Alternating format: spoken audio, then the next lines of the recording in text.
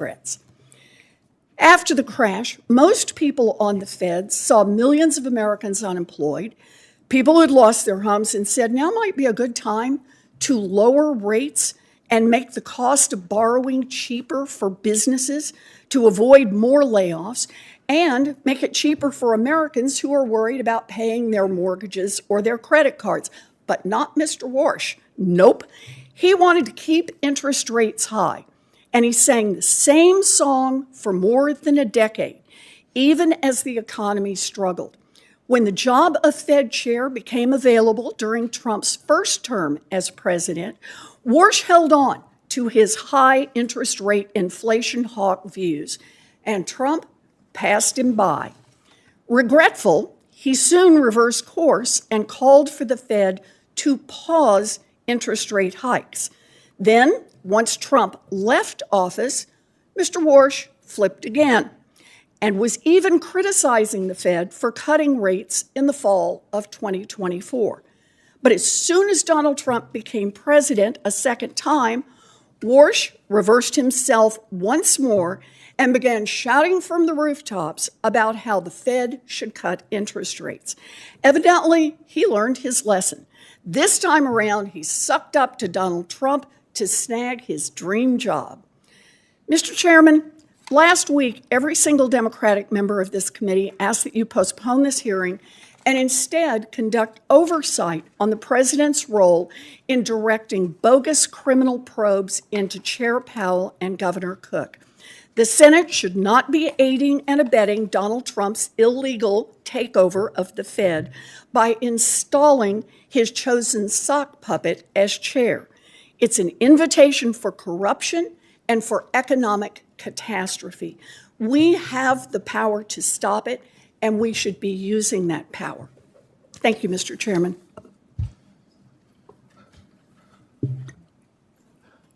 Well, there you have it. I'll just say it is interesting that we're going to hear from Senator Dave McCormick in his introduction of Kevin Warsh, who was last time unanimously confirmed by the United States Senate. Unanimously confirmed by the U.S. Senate. Dave, the floor is yours. Thank you, Mr. Chairman, Ranking Member Warren, distinguished colleagues. It's really a great honor to introduce my friend Kevin Warsh and welcome him and Jane here today. Kevin has been a friend for many years.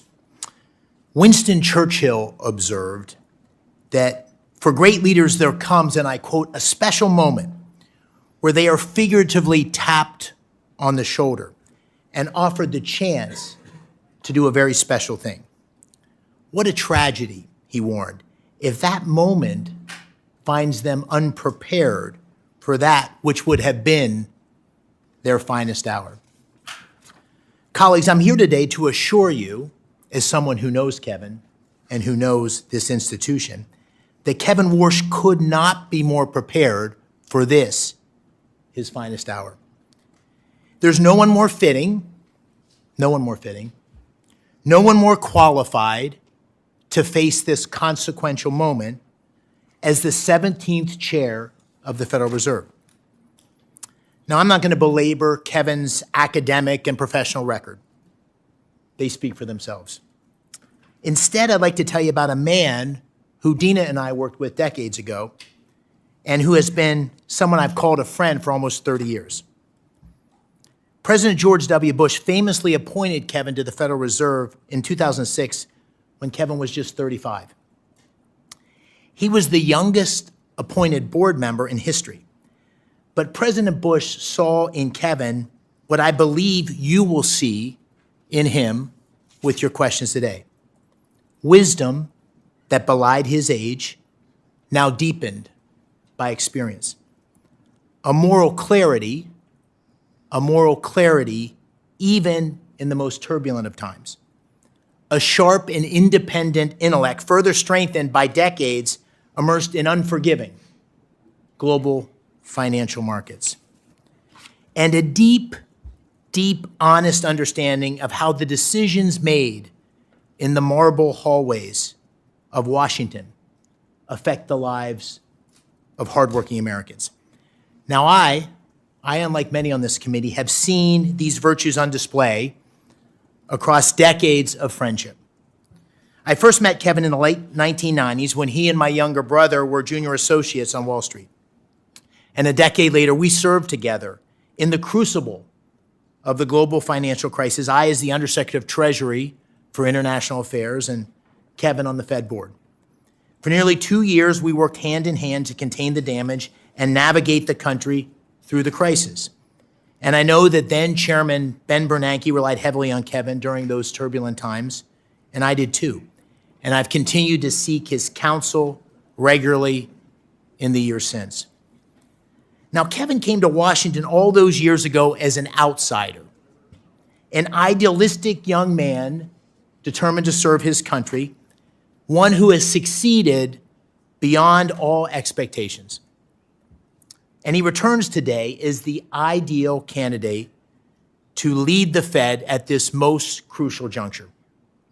If confirmed, Kevin will inherit a Federal Reserve in need of repair and confronting serious uncertainty, an overextended balance sheet, a poor record on inflation, and a weak understanding of the profound opportunities offered in today's economy.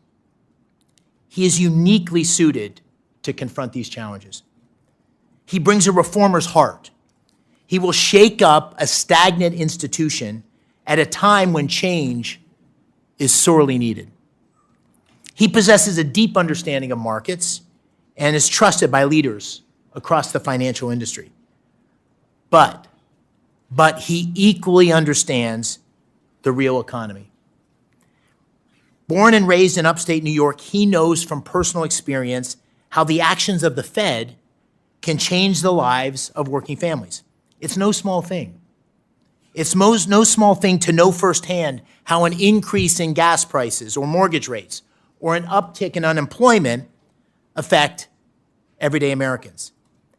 The Federal Reserve must not be ruled by pointy-head economists poring over outdated models and reams of market data. It needs a leader.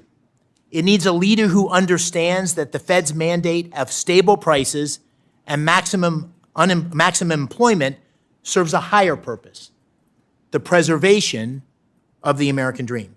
Now, colleagues, Kevin Warsh has lived the American dream. I know in my heart he will always fight to keep that dream alive for all Americans.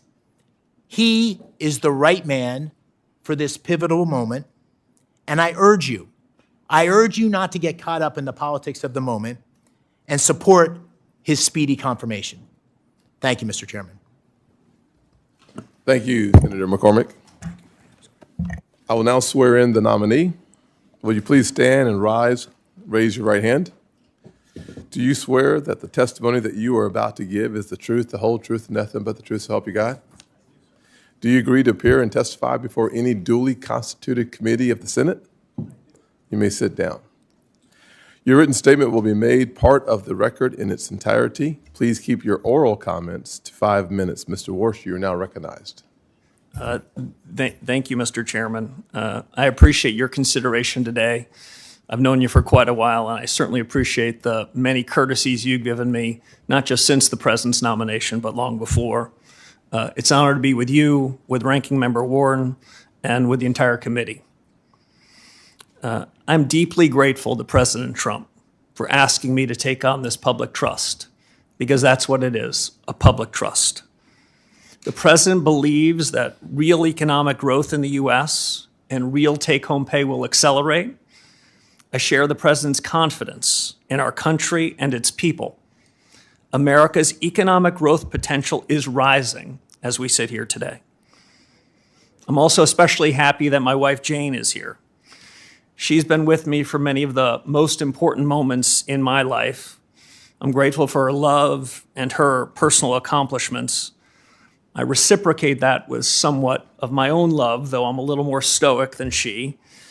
And about every 20 years, I reintroduce her to this committee. She sat behind me 20 years ago, and it was almost 20 years ago to the day. And so let me offer today what I said then. Jane, happy anniversary. I'm also thinking of my late mom and dad. They were paying great attention to this hearing 20 years ago. They're no longer with us, but I was always proud of them and the values they taught me, and I hope they'd be proud of me today.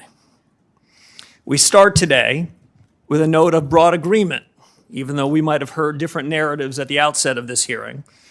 This is a time of great consequence for the nation's economy. As a former Fed governor and friend or colleague of the last 5 Fed chiefs, from whom I've learned plenty of lessons, I'm particularly alert to the challenges and opportunities confronting the institution that I cherish, the Federal Reserve. To the President, to the Congress, the nation, I owe my best judgment and my most faithful efforts in serving the mission that you and Congress assigned to the Federal Reserve, including full employment and stable prices. The American people are counting on the Fed to deliver on its commitments, perhaps now more than ever. The real highlights of my life are not on my resume, as Senator McCormick said. They include the individuals with whom I worked and from whom I learned. I graduated from high school in upstate New York. I had some exceptional teachers there and some brilliant classmates. I've learned we're lucky in life if we start out with good influences in learning and in character.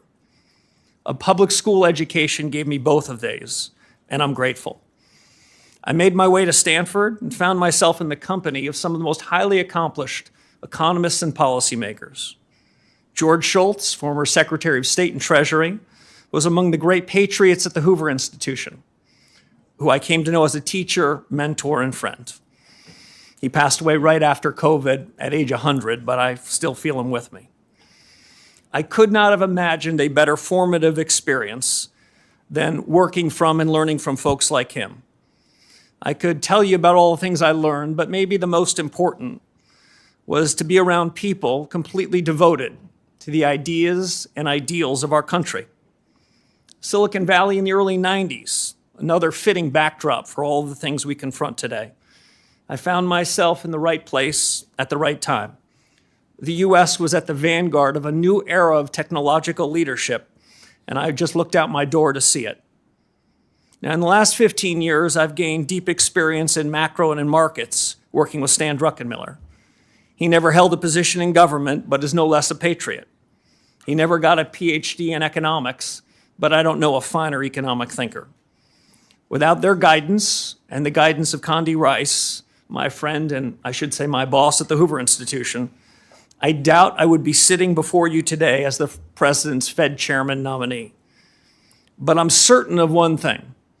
Absent their tutelage, absent their example, I would not be as prepared for the urgent, mission-critical task at hand. In between these bookend experiences, I served quite a while ago as a governor at the Federal Reserve. At the onset of the financial crisis. As Senator Warren said, our central bank played an indispensable role, and we benefited enormously from the credibility that our predecessors had built up and passed down to us, governors of the Fed at the time. In these unusual and exigent circumstances, I saw the Fed and its people at their very best, but I also witnessed an institution that was tempted to play a larger role in the economy and society. So let me be very clear. Monetary policy independence is essential. Monetary policy makers must act in the nation's interest. Their decisions the product of rigor, deliberation, and unclouded decision-making. And as Senator Warren said, I do not believe that independence of monetary policy is threatened when elected officials state their views on rates. Fed independence is up to the Fed. That has 3 implications. First, Congress is tasked with the mission to ensure price stability. Inflation is the Fed's choice. Second, Fed independence is at its peak in the conduct of monetary policy. And third, as the chairman said, the Fed must stay in its lane. I'm committed to ensuring that the conduct of monetary policy remains strictly independent, equally committed to work with the administration and Congress on non-monetary matters that are part of the Fed's remit, and I commit myself to accountability. Finally, I'll just say this, Mr. Chairman. Milton Friedman had a phrase that always stayed with me. He always worried about government officials that lured and hung around with what he called the tyranny of the status quo. Status quo practices and policies are especially harmful when the world is changing this fast. If confirmed as chairman, I will be faithful to the Constitution, to the Federal Reserve Act, and to the very best of the Fed's traditions. I believe a reform-oriented Fed can make a real difference to the American people. And if confirmed, I will seek to create an environment in which the best people do their best work. Candor and goodwill will go a long way in pursuing those objectives. And I suspect this hearing, Mr. Chairman, will put us to the test. It's a real privilege to be Thank you, sir. I will say that we typically stick to a 5-minute opening comments. I would encourage all of us to stick with our 5 minutes as it relates to our question and answers. We have full attendance today, and it's going to be really important for us to stick as closely to the 5 minutes as possible. If we go over by much, you'll hear me, which is an indication that you're already over, and I'll do my very best to keep us on time. Kevin, there are so many questions to talk to you about, to ask you about, to be honest with you, and I just want to name a couple of them, and we'll look forward to hearing more on these topics. I will not have enough time to delve into some of the most important issues facing our country. I'll take 2 of those issues and focus my time. I'm sure my colleagues on either side will have a conversation with you and ask questions about AI. The AI future is going to have massive impact on where we go as a nation. It's going to have a massive impact on your dual mandate as it relates to full employment. Our production may go up while our employment stays flat. So this is a really important question that at some point we should delve into. I also think that someone should spend some time talking about our balance sheet. We have nearly a $7 trillion balance sheet at the Federal Reserve. Too much attention has been paid to your balance sheet, and not enough attention has been paid to the nation's balance sheet. And I think it's really important for us to dig into that issue as well. Digital assets, the future of finance in the world seems to have a major component of it being digital assets. The market structure legislation, we don't want your comment on, but the important role of the blockchain in the future is another really important part of the future of our economy. I will spend some time talking about affordability and the importance of the independence of the Fed. One of the things I've appreciated about your previous comments is the importance that you have placed on the dual mandate, stable prices, which typically comes through the form of interest rate changes, as well as promoting maximum employment. I think those two will become more challenging in the current environment. One, obviously, the second one being the AI and the future of full employment. You've criticized the Federal Reserve for getting too big, mismanaging inflation. I'm sure you know the definition of transitory, so I won't ask you, but I got a feeling you know, and some of your predecessors did not. Compromising the independence of the Fed. I think we should spend more time on finance, less time on climate change, on politics, on who is or who's not in charge. I think you would agree on those issues, though I will not ask you. I will ask you, however, that under your leadership, how will you steer the Federal Reserve to address the real life issues of affordability is my first question. And my second question will be about how do you make sure that the Federal Reserve stays out of the lane of external influences? Mm-hmm. Well, thank you, Mr. Chairman. There's probably no more pressing question than the cost of living. We know at the Federal Reserve that price stability was an objective that you and your colleagues gave to the Fed. So when, over the course of the last several years, especially after COVID, when prices went up to the tune of 25 to 35% for virtually all deciles of the American people, that's an indication that the Fed missed its mark. And we are still dealing with the legacy of the policy errors in 2021 and 2022. Once you let inflation take hold in the economy, it's more expensive and harder to bring it down. And so the fatal policy error going back 4 or 5 years is still a legacy that we're dealing with. We need, in my judgment, fundamental policy reforms to fix it. And while it's true that inflation is less problematic, meaning the rate of change in prices is less severe than it was some years ago, hardworking Americans are no doubt feeling it. I think that means a regime change in the conduct of policy. I think that means a different new inflation framework. I look forward to working with my colleagues at the Fed, if confirmed, to achieve that. I think it means, as you suggested, using tools differently. The Fed has an interest rate tool and a balance sheet tool. My view is the interest rate tool gets in the cracks. It's fairer. The balance sheet tool disproportionately helps those with financial assets. The interest rate tool hits the entire economy. So we need a new framework, new tools, and I'd also say, Mr. Chairman, new communications. Yes. I think part of the reason why, after making a mistake in 2021 and 22, the mistake was compounded is the Fed gives its forward guidance. The Fed tells the whole world what their dots are going to be, what their forecasts are going to be.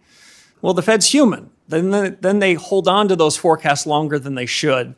I think if the Fed were to wait until it gets into a meeting before making a decision, that incremental deliberation can keep the central bank from compounding its errors. I think these are big changes that are needed, and if confirmed, I look forward to doing it. Thank you very much. Ranking Member Warren. Thank you, Mr. Chairman. So the Fed has been plagued by deeply disturbing ethics scandals in recent years involving at least 6 Fed officials. So it's critical that the next chair have no financial conflicts, none.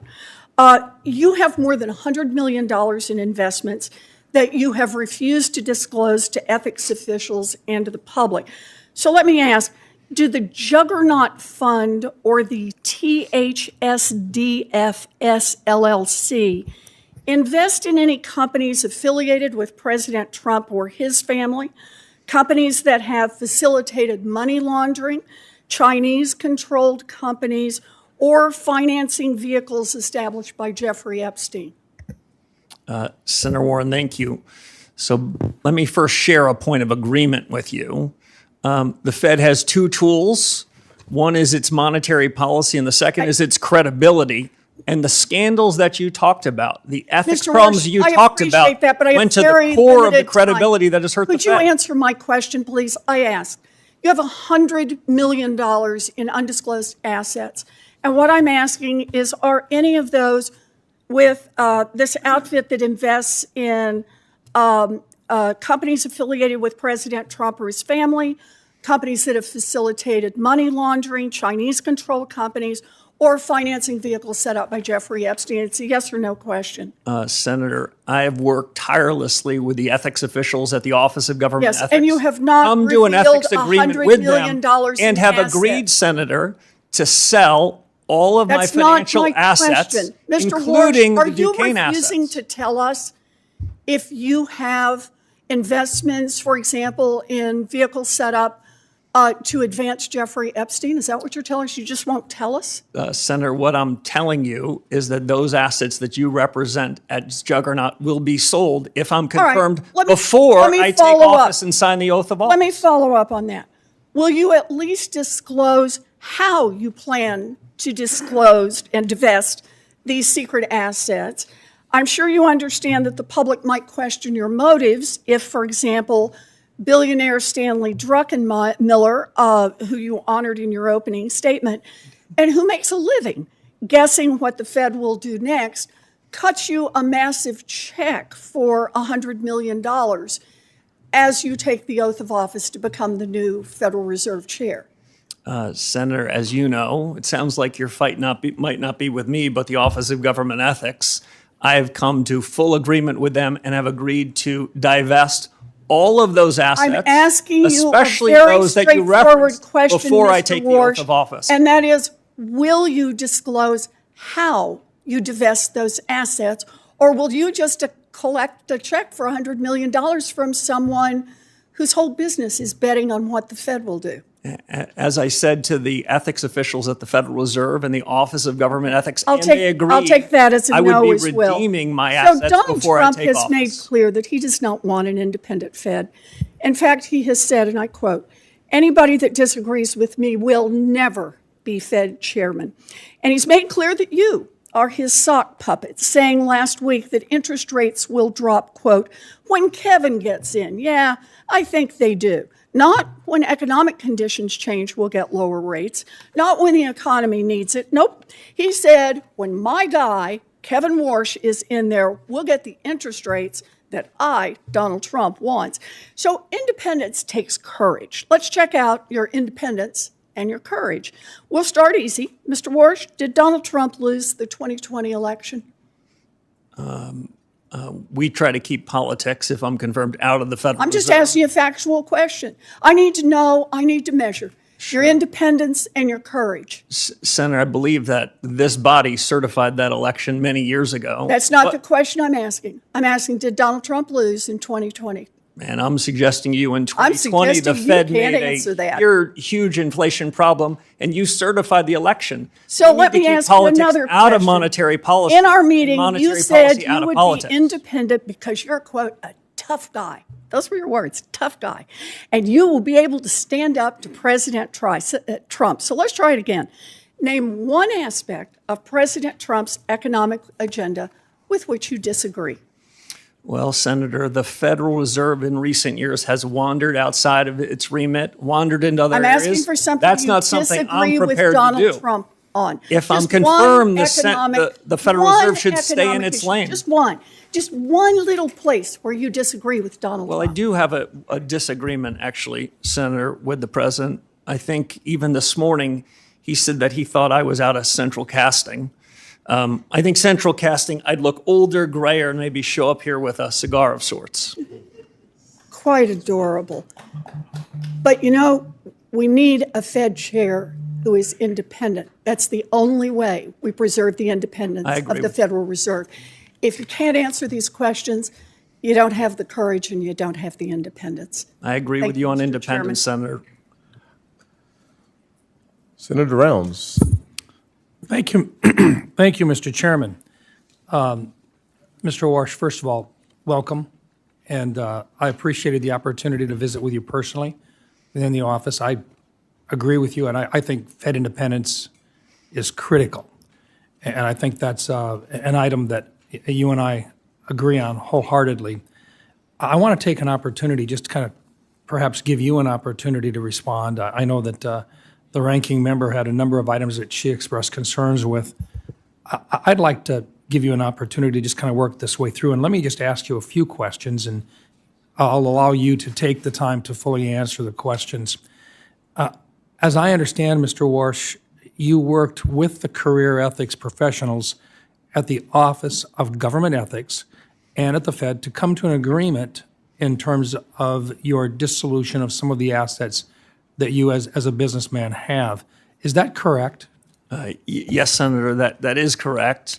I worked with the Fed ethics officials first, answered all of their questions, then with the career professionals, the Office of Government Ethics, answered all of their questions, and then they wrote up an ethics agreement, which is part of the public record. But because I agree with Senator Warren on the ethical questions that have been raised over the last several years by several people that were members of the FOMC, so that there's no question about my independence, no question about the clarity of my financial record, I agreed to divest virtually all of my financial assets, the large majority of which will be divested before I raise my right hand and am sworn into office if confirmed by this body. So I've gone above and beyond, not for any other special reason other than the Fed needs to reestablish its credibility because the conduct of policy depends on it.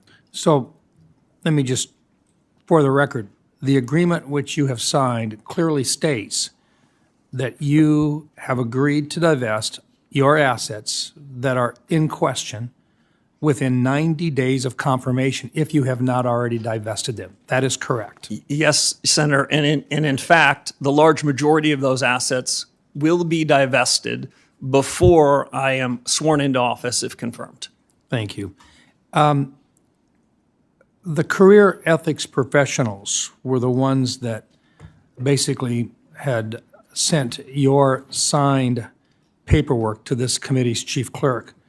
I really question whether or not they would have done that if they did not come to the ethics agreement with you in the first place, correct? Yes, I presume that's right. We had a very good working relationship, and I'm happy to be sitting after the divestiture and cash or T-bills or whatever's the permitted asset so we can get back to the business of fixing the Fed, reforming an institution that has lost its way a bit, that has missed the mark. As Chairman Scott said at the outset, this inflation risk is still something that's being talked about around kitchen tables and boardrooms. My preferred definition of stable prices is a little different than most academics. I believe that price stability should be a change in prices such that no one's talking about it. That's an old-fashioned definition, but I think it's still valid. And the sooner that we can reform the institution with my colleagues, if confirmed, the sooner we can ensure price stability, and we can have a new set of leaders atop the institution with high, credible, ethical standards to return the Fed to what it should be. The independence that both Chairman Scott and Senator Warren mentioned, critically important. But independence has to be earned, and it's earned by delivering on the promises, the commitments that the Fed has made. And as the Fed hasn't delivered on those promises, we shouldn't be surprised that we hear politics that are entering the room at the Fed. We need to get the politics out of it so the Fed can focus on its day job, deliver on full employment and stable prices. It's true that people want to see stability within the Fed, but is it okay for a Fed governor or a chairman to change their mind on a particular policy? It's more than okay, it's essential. Economics is not physics, it's not math. Frankly, most of us that ended up in the economics business, we started like I did as a math major. It was too hard. So we ended up in economics.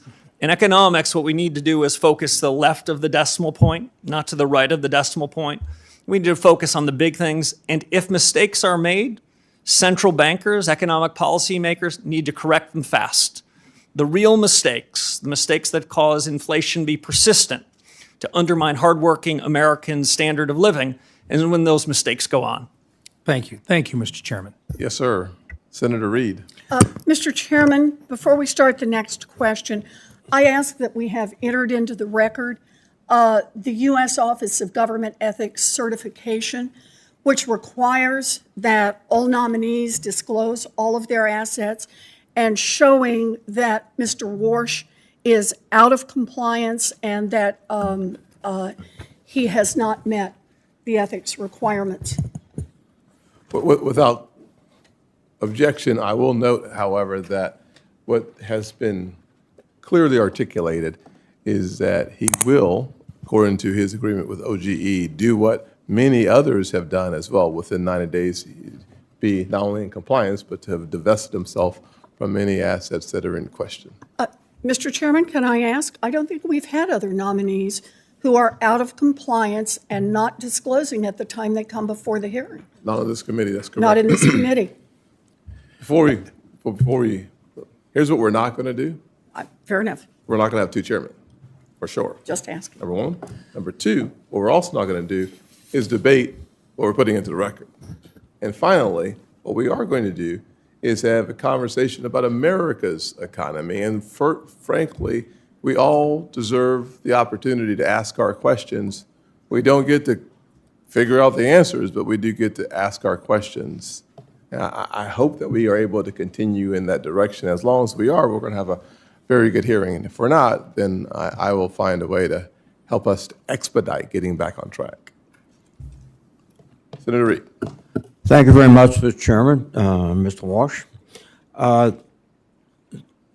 Until you dispose of all the assets you've identified to the Office of Government Ethics, you will not be in compliance. Is that correct? That's not my understanding.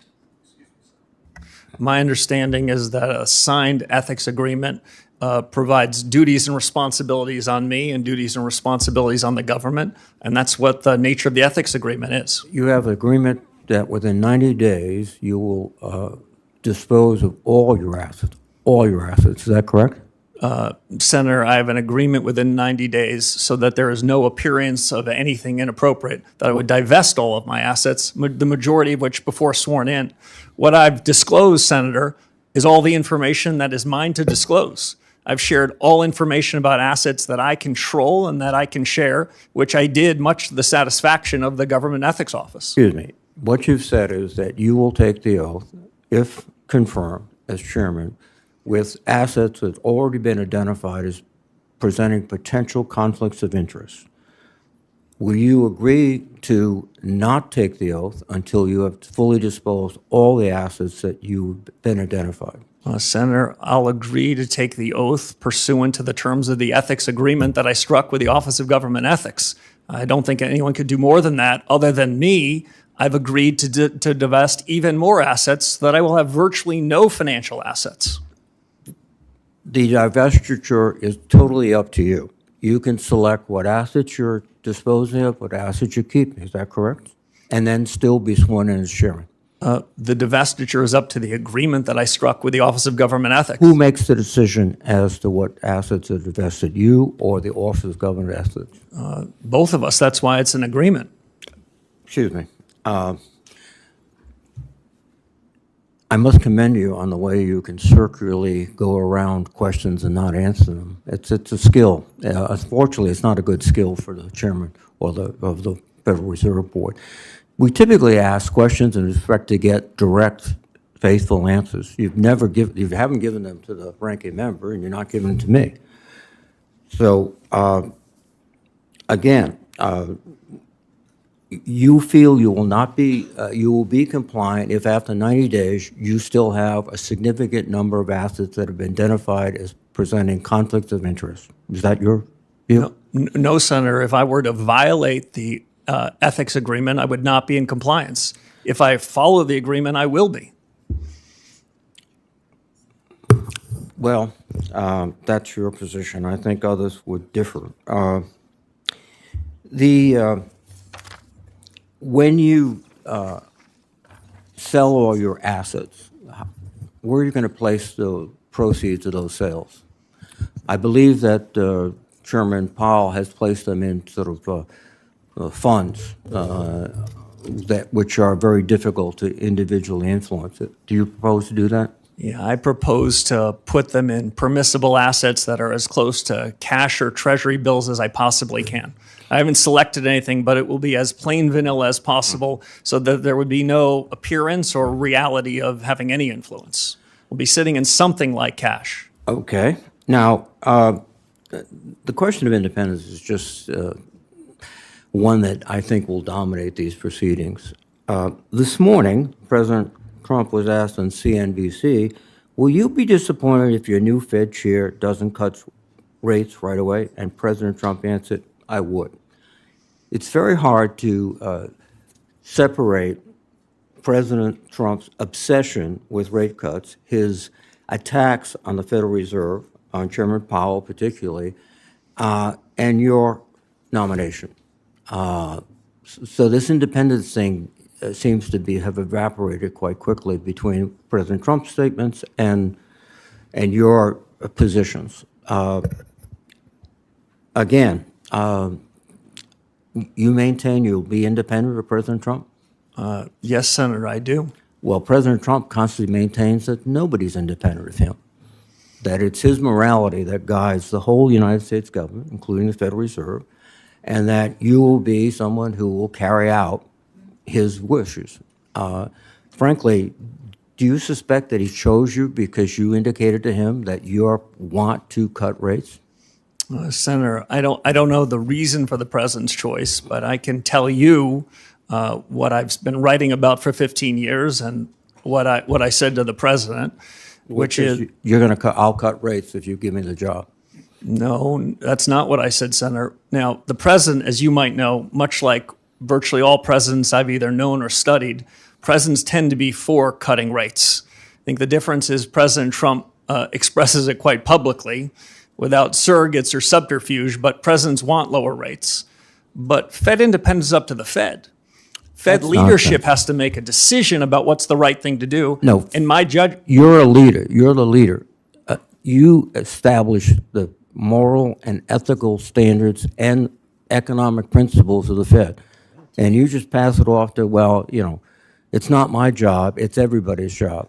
That means it's nobody's job. Thank you. Senator Tillis, Mr. Chair, before my time starts, can I make a parliamentary inquiry? certainly.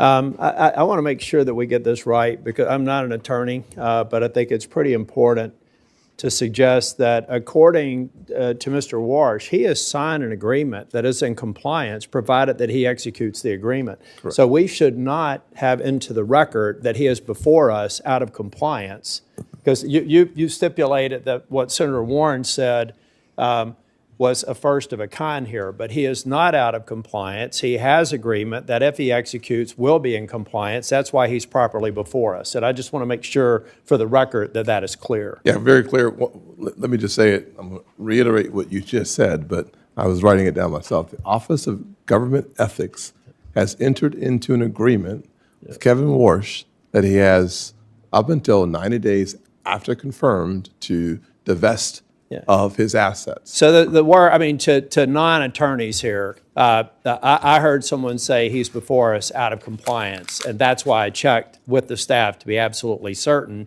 He is properly before us. He will be in compliance if he executes agreement that addresses the concerns that have been presented by some of my colleagues on the other side of the aisle. I just want to confirm for the record that that is in fact accurate.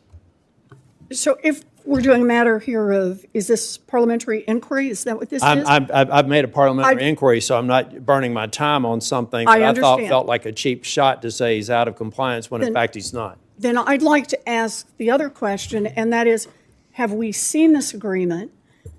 Do we have any way to verify that, in fact, these sales will occur if we have no idea what's in them and no one has told? And let's remember the law for a minute. The Fed, unlike other parts of government, do not have a 90-day you can be out of compliance. Fed law is explicit that you cannot own any portion of a financial interest in a bank. or a Mr. President, financial Mr. institution. Chairman, excuse me Senator, for interrupting. This- Senator, Now I'm are we going to let gonna- the attorneys take Are we over. going to all get extra time here? No. I'd like extra 3 minutes, All right. okay? Mr. Chair, I just, for the record, and the only reason I say That was a parliamentary inquiry, so it doesn't count, Yeah. But, okay? Mr. Chair, the reason I mentioned that is because you had stipulated it. I don't think you meant it this way, but you as a chair said that this is the first of a kind of someone being out of compliance. I don't think you meant that. I wanted to make sure it was clear for the record. Well, let me just be very clear again. The career ethics professionals were the ones that sent Mr. Warsh's signed paperwork to this committee's chief clerk. They would not have done so if they did not come to an ethics agreement with Mr. Warsh. Mr. Kennedy, Senator Kennedy does raise a good point.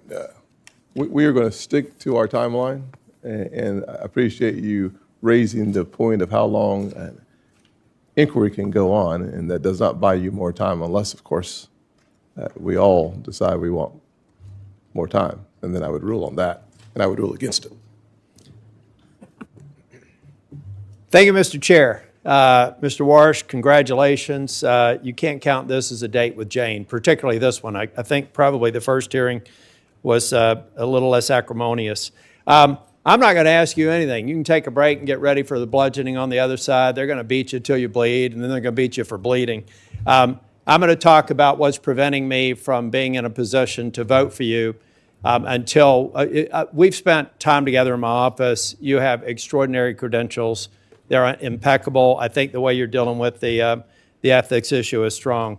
Problem I have is where we are right now. And I start by saying I loved your opening statement. I love your focus on the independence of the Fed. I love the idea of Fed independence with respect to achieving the dual mandate, but Fed transparency on so many other things that the Fed does that, frankly, we're all frustrated with, bank examination, supervision being some among them that I think we should have more insight into. Mr. Chair, I'd like to submit for the record 2 executive orders under President Trump, one in 2020 and one in 2025, talking about making federal architecture beautiful again and focusing on trying to preserve the integrity of old buildings. Without objection. Thank you. And Mr. Chair, I will be submitting an analysis, but if we can go to slide 2 and turn it up right. Much has been made about the building project that has Chair Powell under investigation. I'm not going to get into the details except to say that I used to work for a firm that did audit and compliance. So I'm naturally wired to go back from the ground up and figure out what the deal is. Here's what I know. The Martin building has been conflated into this project to make it a $4 billion building. Even if you put the Martin building in, it's a $3 billion building. The reality is, what we're talking about is the Eccles building and the East building, for which, bring that up higher, Jack, you're a tall guy so people can see it. These are the overruns. And these overruns occurred in part because the cost of inputs went up 69% since the original estimate. Asbestos was identified. Remediation was required. Pylons had to be built underneath the building because it turns out they used it as a landfill and they had a water table issue. There were a variety of reasons why this building went over budget. And as a matter of fact, if we put everybody in prison in federal government that had a budget go over, we'd have to reserve an area roughly the size of Texas for a penal colony because of the way government projects work.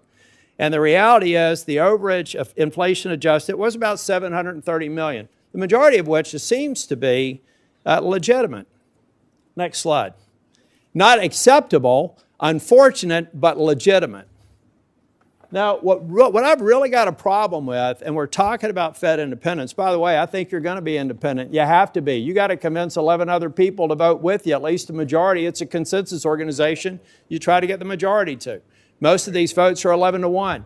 So if anybody thinks the president can appoint somebody and you unilaterally can control things, you're going to be an unsuccessful chair if history is any guide, and you've served under some of the best. So I know you're going to do it right. The problem that I have here is that we had some U.S. attorney with a dream or assistant U.S. attorney thinking it would be cute to bring Chair Powell under an investigation just a few months before the position was going to be open. This happened this year. Normal course and speed. Here's how it works at the Fed. May the 15th, the term would have expired. We'd be having this hearing. You'd be getting confirmed. Custom also suggests that the sitting chair, even though he has 2 years left on his term, would have exited.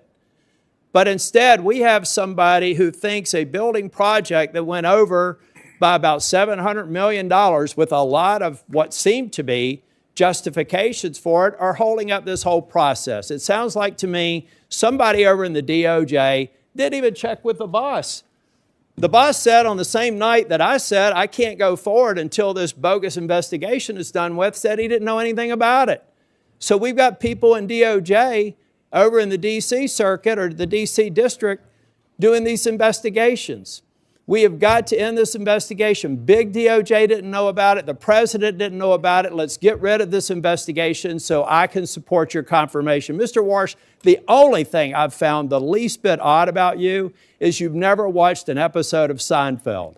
You've spent so much time at being a rock-solid economist that you're not even taking time away for a little laugh like that. I look forward to supporting your nomination, and I look forward to this investigation being taken down. If the chair wants to have all of our subcommittees start looking at capital expenditure projects for the agencies that we're overseeing, I think that's a great idea. And I'd like to be on a committee specifically drilling down on this analysis. If somebody can prove me wrong, I'd be happy to make a criminal referral. But I don't have the DC circuit tell me a crime was committed when 7 members on this committee said it wasn't, including the chair.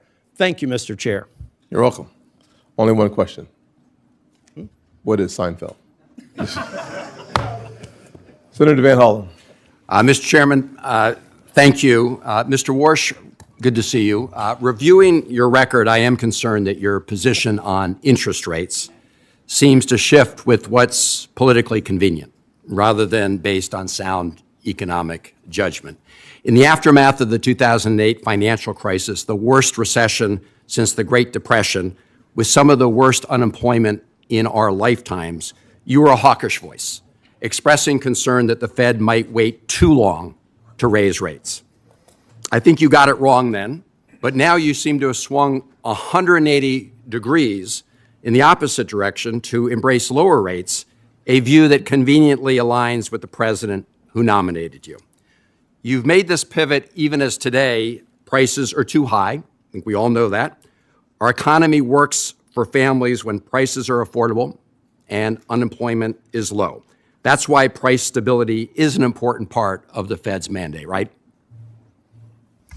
Senator, yes.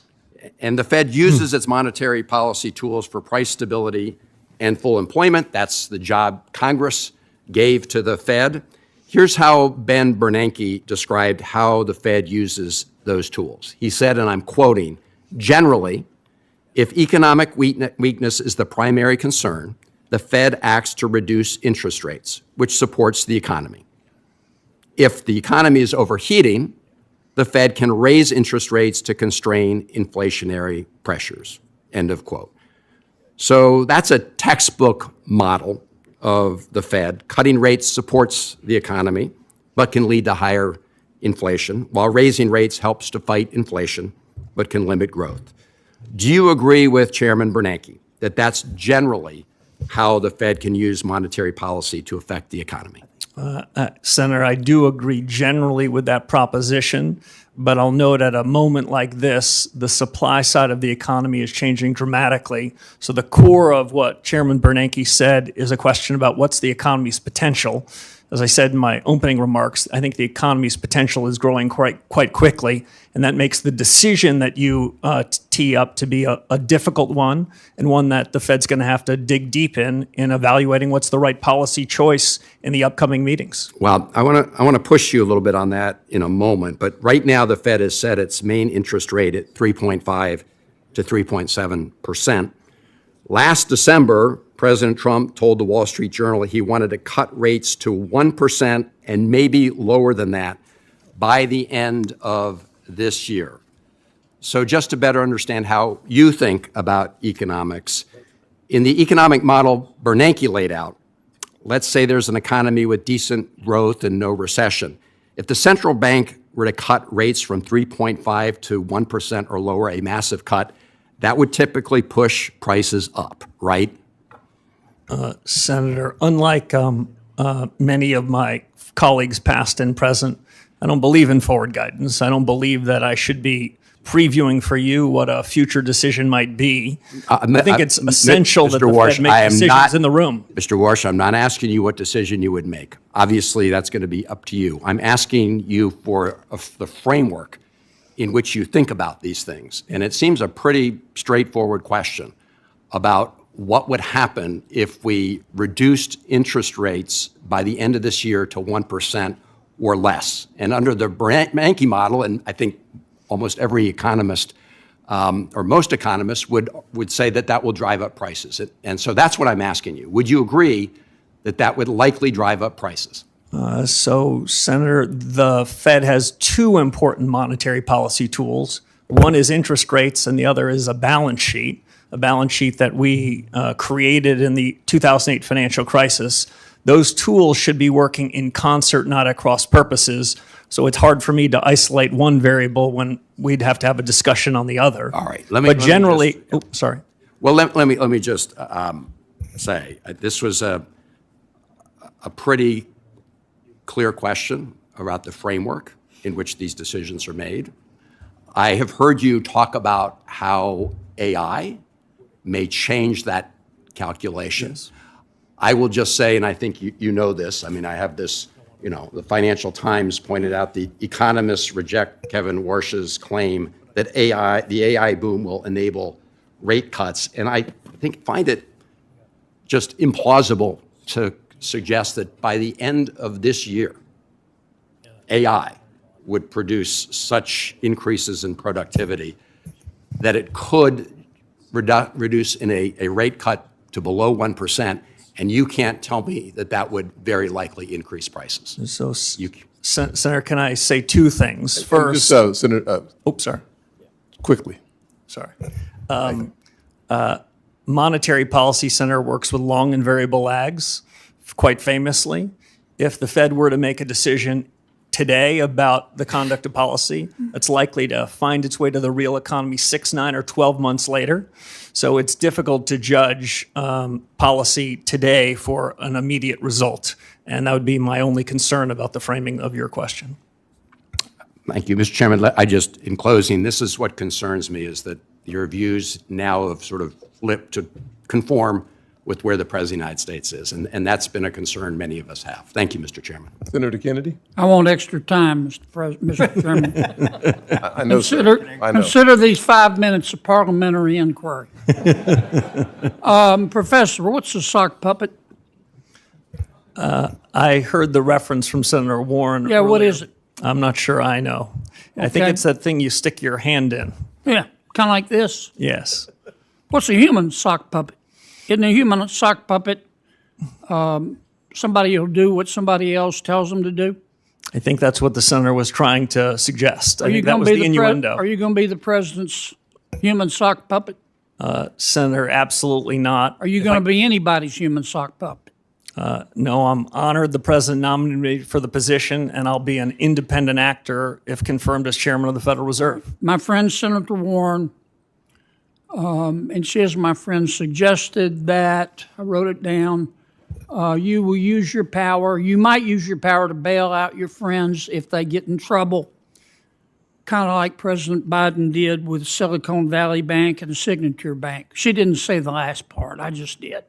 Are you going to do that? No, Senator. Okay. The ethics folks, they've cleared you, but they've said you've got to sell some assets. Is that right? Yes, sir. Okay. And these assets that you have, you can't just hold a yard sale, can you? No, not for most of them, sir. Okay, so it takes a reasonable period of time, right? Yes, sir. And you've promised to sell them, right? I did. And if you don't sell them, we'll know, and the ethics folks will know, right? Yes, I'd be in violation of the ethics agreement if I refused to sell them. But you're going to sell them, right? Yes, Senator, I will. Okay. Can we agree that politicians have the right to offer you advice about what to do with interest rates?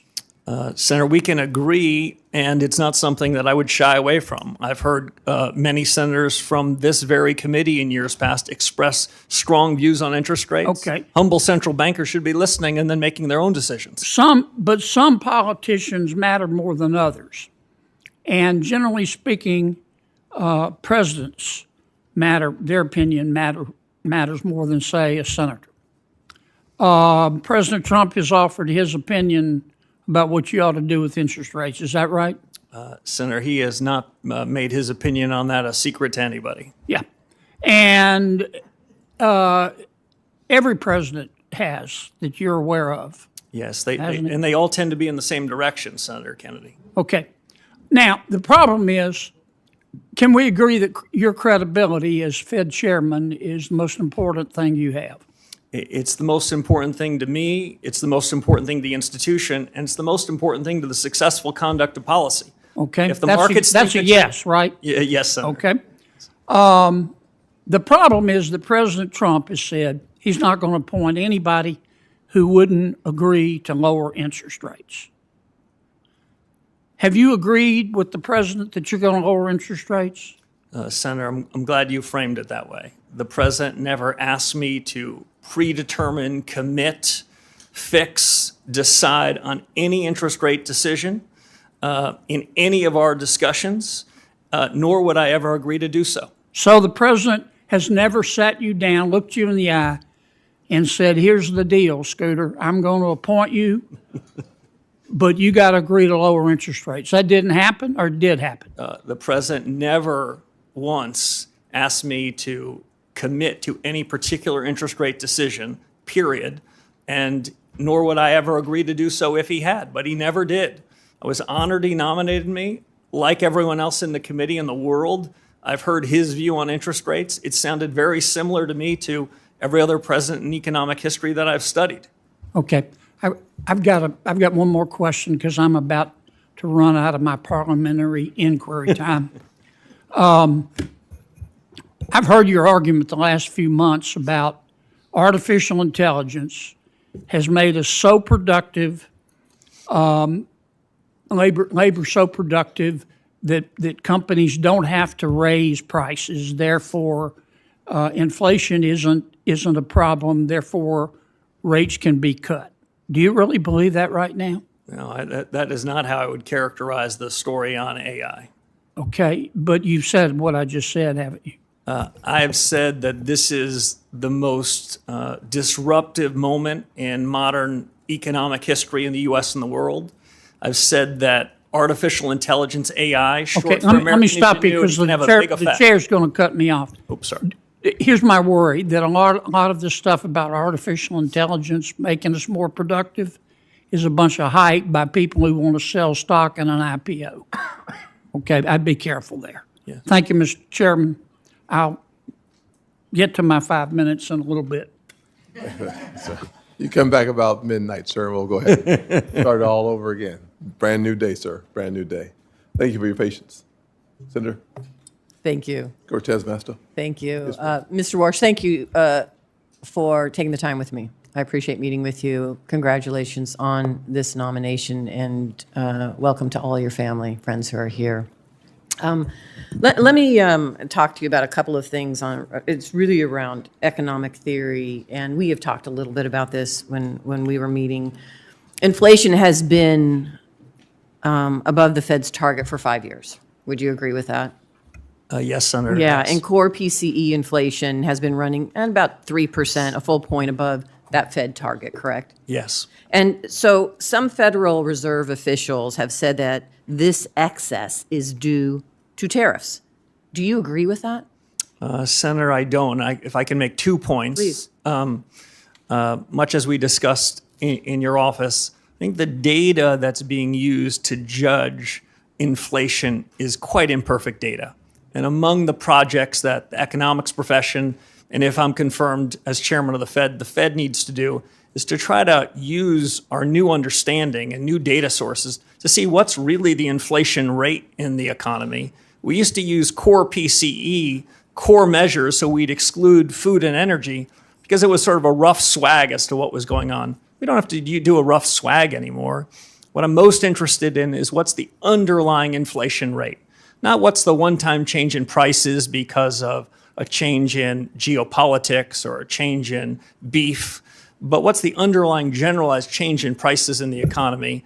And my broad sense is that these inflation risks and the inflation damage the last several years is improving somewhat. It has improved somewhat in the last year. The measures I prefer are looking at things that are called trimmed averages, where we take out all of the tail risks, all of the one-off items, and we ask ourselves whether the generalized change in prices is having second-order effects on the economy. Again, they're not where they should be, but I think that the trend is quite favorable. And these trend averages and the data that you're looking at now, it's not traditionally the norm that economists would use in this position. Is that correct? Some in the economics profession are increasingly looking to these median-type measures, but among the projects I would hope to undertake as one of the first reforms at the Fed is a data project, where we would go off and we would evaluate with the public sector and the private sector, including the Bureau of Labor Statistics, a survey of 1 billion prices. Mm-hmm. And what I'm really most interested, Senator, is what's the change of that 500 millionth and one price? Because that's inflation. That's a change in the generalized level. In a market economy, prices change all the time, and I don't want to be confused by that. I want to know what inflation really is, and I still think there's some work to do. And I respect, listen, I'm listening to you today and talking with you. I respect you truly believe as an economist and a theorist in this theory, in what you are talking to us today about, which is traditionally not the norm. And many are disagreeing with you on that and publicly disagreeing. And so I understand that.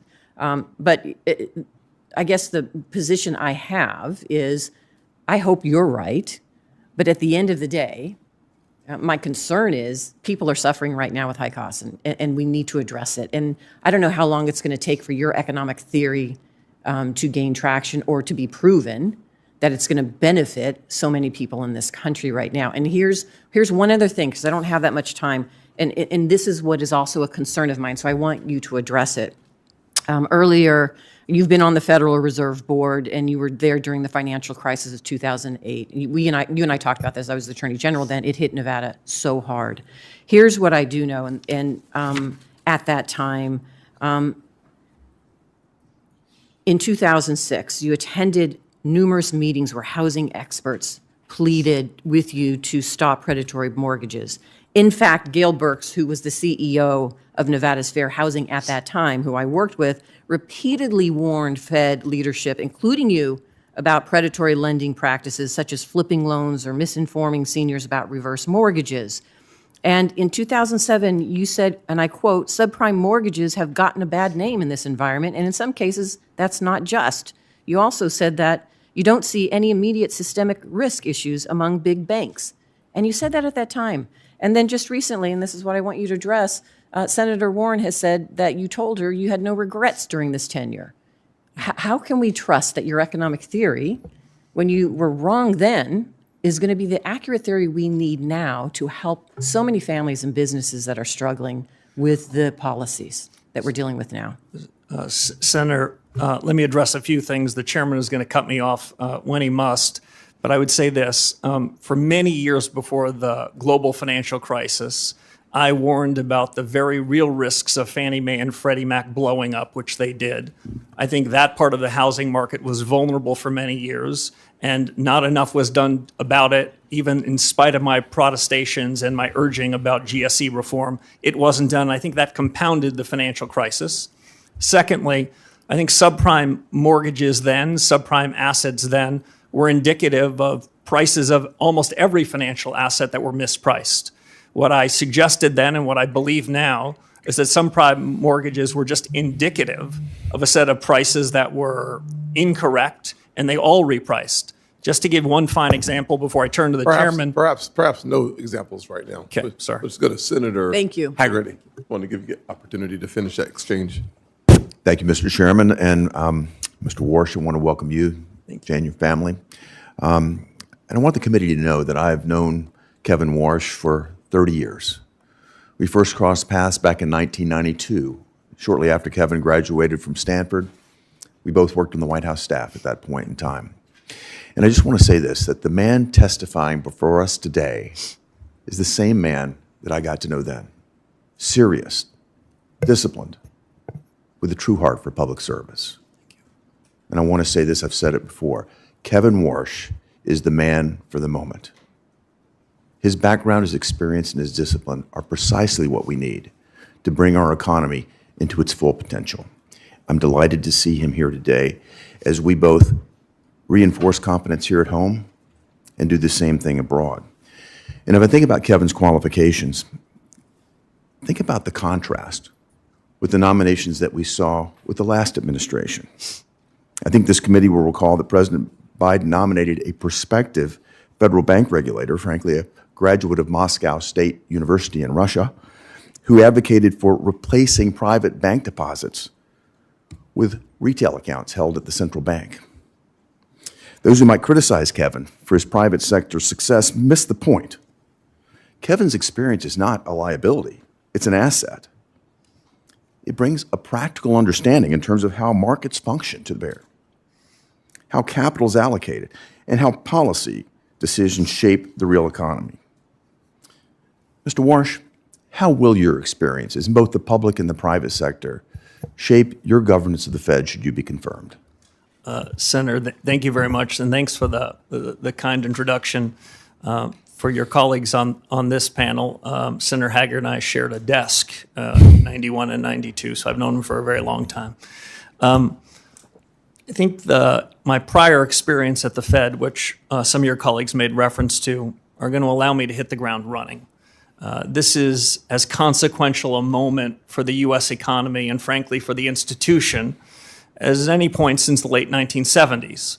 And so my experience at the Fed, my understanding of the people, the culture, the governance, and of the things that are ripe for reform are going to give me a leg up. We don't have a long time to do new studies and contemplate what reform should be. We have a short window to try to bring inflation back down to where it should be to ensure price stability. And because AI, that Senator Kennedy referenced is so consequential, and AI is quickly becoming at something like escape velocity, it's important to revisit the Fed's models and see whether this innovation cycle, while it could have over time improvements in the price level and make the Fed's job on inflation easier, there's a question about what that means for employment, which is another part of the Fed's mandate. So I think that's part and parcel of what my background and suggestion and history would suggest. But if I can make one other point, what the Fed needs is a reform to its frameworks and reforms to its communications. I've seen what the Fed's done well, and often I'll give them one cheer or two. But now more than ever, the Federal Reserve needs 3 cheers, and that's what I hope to deliver. Well, let's stay on this point, particularly, and you've mentioned this in your commentary, the point of the Fed's mission creep over the years. If you think about what the Fed has done, they've strayed into what I would call politically contentious areas. They've gone well beyond their core mandate. And we've seen this across the Federal Reserve System. And what the Fed has done is eroded its credibility. It's what it should be, which is an apolitical and independent central bank. In bank regulation and supervision, the Fed's focused on non-material and often politically charged areas. I'm thinking about climate change policy here. Elsewhere in the Federal Reserve System, we've seen regional reserve banks used as platforms for promoting very divisive partisan policies. There I'm thinking about DEI, climate policy, even racial reparations. The Minneapolis Fed even went so far as to publicly lobby for an amendment to a state constitution on education policy. How far beyond the remit can they get? In the 2020 Monetary Policy Review, the Fed even sought to redefine its legislative mandate of maximum employment as a broad-based and inclusive goal, close quote. I mean, that's tacitly understood to mean that the Fed should accept higher inflation to privilege select groups of Americans. And while the Fed undertook this social engineering, it also financially engineered a massive footprint in our market. QE provided near unlimited bid for government debt, which of course made it easy for us to subsidize more government debt here. It subsidized government financing, and it encouraged, frankly, what I view as very reckless federal spending. In each of these examples, we see a clear pattern. The Fed has strayed beyond its core mandate to encroach upon policy decisions that ought to be left to those of us that are democratically accountable. Mr. Warsh, the Fed's own actions have eroded its credibility. What do you think should be done to regain public trust? Senator, robust reform. The Fed can deliver on the mandate that you gave it if it sticks to its knitting. As it wanders into areas upon which it has neither authority or expertise, it loses its focus. And I'll just give one example. In 2020, as you reference, when the Federal Reserve changed its inflation framework in August of 2020, inflation was running at around 1.72%. And the Fed changed its framework, rewrote in some sense the remit you gave it, and they asked for a little more inflation. They ended up with a lot more, and that was the foundation for the inflation surge that happened in the subsequent years, which we're still living with. Okay. Thank you, Mr. Warsh. Thank you, Mr. Chairman. Senator Smith. Thank you, Mr. Chair. Good morning, Mr. Warsh. It's still morning. Let me start with this. I think you have said that you have confidence that this economy has potential. I think that's fair to say. And you've also said that this is a time of great consequence for the nation's economy, perhaps one of the most significant hinge points in a couple of generations. That's fair to say? Yes, Senator. Thank you. And so I agree with that. And I actually want to go a bit further because I think that it seems to me that this economy is amazing for rich people, people who have a lot of capital. And in fact, we can see in 2025, billionaire wealth grew 3 times faster than the average rate of the previous 5 years. And wealthy households hold a massive portion of the nation's wealth. And this, I think, is the tipping point that our economy actually faces right now. And I can tell you that in Minnesota, a lot of people are telling me that it is harder and harder for them to afford the basics. They aren't rich. They don't have enough money to pay their bills, to pay their doctor's bills. So I want to look at this with you for a few minutes. And I want to start with inflation. So last week, President Trump said that gas prices are, quote, not very high, and, quote, we're having some fake inflation because of the fuel.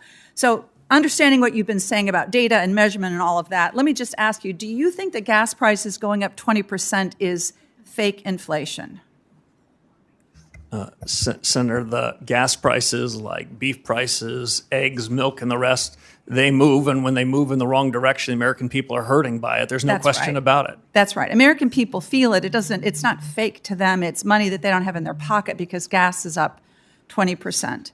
I think my constituents would say that inflation is real and not fake. Okay, so let's look at unemployment. At the State of the Union, the president said, quote, the roaring economy, this is the quote, the roaring economy is roaring like never before. So do you agree with that statement? Is that how you see the economy, that is roaring like never roaring before? So Senator, if I can clarify two things. One, there's a difference between the change in prices and inflation. The change in prices happen in a market economy. When inflation moves up, that's because the Fed had something to do with it. Now, on the state of the economy, I would say that the broad contours of the economy are improving. The potential of the economy, the real results of the economy are improving, but I think it can improve more. And I think in the years ahead, I think the economy's potential is strengthening. So, the reality is that the economic data, understanding what you're saying about economic data being not imperfect, that there was almost zero job growth in 2025. And so that looks to me like not a roaring economy. It looks like a weak economy, which is what my constituents are telling me back in Minnesota. Let me go to one last look at this. Around the country, the average cost of home insurance rose 12% last year. Now, in my home state of Minnesota, not a coastal state, premiums rose 34% in 2025. This is, of course, caused by extreme weather events, hail, floods, tornadoes, hurricanes, climate change. So is that inflationary, in your perspective? Is that increase in home insurance, property and casualty insurance, isn't that inflation? So, Senator, if I can answer two questions that I think I heard, and we talked about both of these in your office. When we look at the payroll numbers every month and we ask ourselves whether it's good or bad, the job you gave to the Federal Reserve is to ensure we're at maximum sustainable employment. I think broadly speaking, the economy is running about close to full employment, though we never know what the right number is. So if Americans that want a job can find a job, then by the Fed's metric, we're at full employment. On the question of insurance premiums and the rest, when I look broadly across the economy, I would say when we look at healthcare, when we look at education, we look at housing, those prices have tended to go up more. In the less regulated parts of the economy, we've seen a downward structure, a downward change in prices, and we try to aggregate them the best we can. But I'm not exactly sure what your point is there, but I would just say that my point here is that rising home insurance rates caused by increasing extreme weather events, climate change, is another inflationary pressure that people in my state are dealing with. And this, of course, the reason I'm focusing on this is because I'm worried that because of the pressure that you are going to be under from the president to lower interest rates, that this inflationary pressure that my constituents are feeling is going to get worse and not better. And so I don't have time to ask my last question, but it is literally this. The president has said that he demands that the next Fed chair will lower interest rates. And I take him at his word at that, and that is what causes me such grave concern here. Thank you, Mr. Chair. Yes, ma'am. Senator Lomas. Thank you, Mr. Chairman. Welcome, Mr. Warsh, and congratulations on your nomination. And thanks for appearing before this committee, and taking both the positive questions and some of the hostility. I apologize for my colleagues' behavior when it strays outside of decorum. My first question is about the balance sheet of the Fed. What is your view about the size of the balance sheet currently? Thank you, Senator. As we talked about in your office, the Fed balance sheet has played a particularly, I think, unhelpful role in helping the Fed achieve its dual mandate. The senator had just mentioned what she described as the increase for financial assets relative to real assets. Well, part of that is the Federal Reserve. The Fed is not blameless in that as it's grown the Fed's balance sheet, grown its imprimatur on the economy, those with financial assets have benefited from it. The reason why I prefer monetary policy to use interest rates as the dominant force is interest rates affect a far broader cross-section of the economy. Interest rates get in the cracks. If we were to cut rates, then broader number of people will benefit from it versus quantitative easing, which tends to move through financial assets first. Half of our fellow Americans don't own any financial assets, so they're wondering what's in it for them. Broadly speaking, Senator, on the balance sheet, I was involved in 2008 and 2009 in response to the global financial crisis that Senator Warren referenced, and we used extraordinary measures and created a bigger balance sheet. But we agreed to do that only in the times of emergencies, only when interest rates were pinned to zero. The big balance sheet has become an ordinary recurring force, and I think has been quite unhelpful, and is part of the reason why the Fed is in the business of politics. Slowly and deliberatively, I believe we need a smaller central bank balance sheet. It took us 18 years to create this big balance sheet that's done quite a bit of harm, it strikes me, to the Fed's credibility. Working with the Treasury Secretary, we're going to have to find out a way in which we can take the balance sheet and make it smaller, because a large balance sheet where the Fed owns more outstanding debt than many parts of the financial markets, that's fiscal policy in disguise. Fed needs to get out of the fiscal business, focus on the monetary business, so the Fed can deliver on the remit you gave us. Thanks for that response, because some of us don't appreciate the connection between the size of the Fed's balance sheet and interest rates. With regard to interest rates, can you tell us a little bit about your conversations with President Trump about interest rates? Yeah, I don't want to put words in the president's mouth, but I think he has said loudly and clearly his view on interest rates. Don't think I'm breaking any news here. But I can tell you what I said, and what I said to the president is what I've said to this committee and what I've frankly been writing about for more than a decade. Interest rates are the much better way to be using monetary policy than buying bonds and mortgages, some of which are issued from the United States Treasury Department. That is a confusion of roles. That leads to a set of mission creep. So interest rates are the dominant tool, and interest rates, as I mentioned, get in the cracks. My broad view on the conduct of policy from here is that too many Fed officials, past and present, opine in advance about where they think interest rates should be next meeting, next quarter, and next year. I think that's quite unhelpful. As we've heard today from many of your colleagues, we don't know the state of AI. We can't be certain about the state of geopolitics. The economy is going to change. You need central bankers that are humble, that are nimble, that are open-minded, that can react when we have good data, when events strike us. My broad view is that interest rates need to be forward-looking, need to be based on better data, and we should have a big, robust deliberation inside the FOMC. I tend to favor messier meetings than some, where people don't show up with rehearsed scripts, but we can have a good family fight. If the central bank has that good family fight, I think that they're going to make better decisions. And if they happen to make mistakes, they'll correct them sooner. So I'm not one for pre-deciding what interest rates should be. I never said to the president where I think rates should be. I never committed any such thing, and I wouldn't have even thought about doing so. Quick yes or no. Do you believe that digital assets should be incorporated into our financial industry so Americans have new investment opportunities and consumer protections? Senator, digital assets are already part of the fabric of our financial services industry in the United States, yes. Thanks, Mr. Walsh. Senator Warnock.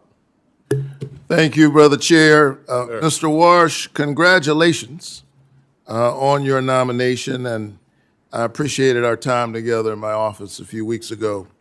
If confirmed, you will serve as chair of one of the most powerful economic institutions in the world. Decisions you make would move markets, affect Americans' retirement savings and ability to buy homes. It would influence the global economy. You currently serve as a lecturer at Stanford University. If you were to assign, if Professor Warsh were to assign a letter grade to the American economy today for the average working family, what grade would you assign? Senator, it was good to meet with you in your office. In modern academic institutions, they give everybody A's, so it's not a fair comparison. Especially at elite universities, I know everyone gets perfect grades. Well, what grade would you give the economy? Well, if I gave a student anything other than an A, the dean would summon me to his office because I would have hurt his self-image. Well, the Americans that I talk to, particularly in the state of Georgia, who haven't had the benefit of attending some of these elite institutions, are trying to make their lives work. They're sitting around their kitchen tables trying to figure out how to put their kids through school. And regardless of how the markets are doing, consumer confidence is at a record low. So that's their grade on the economy. Working families are struggling, and things are getting worse. The inflation rate has remained elevated above the Fed's 2% target rate throughout President Trump's term, despite his promise to lower inflation. The president's war in Iran has spiked energy prices by 11%, and Americans are paying on average nearly $4 a gallon for gas because of the war.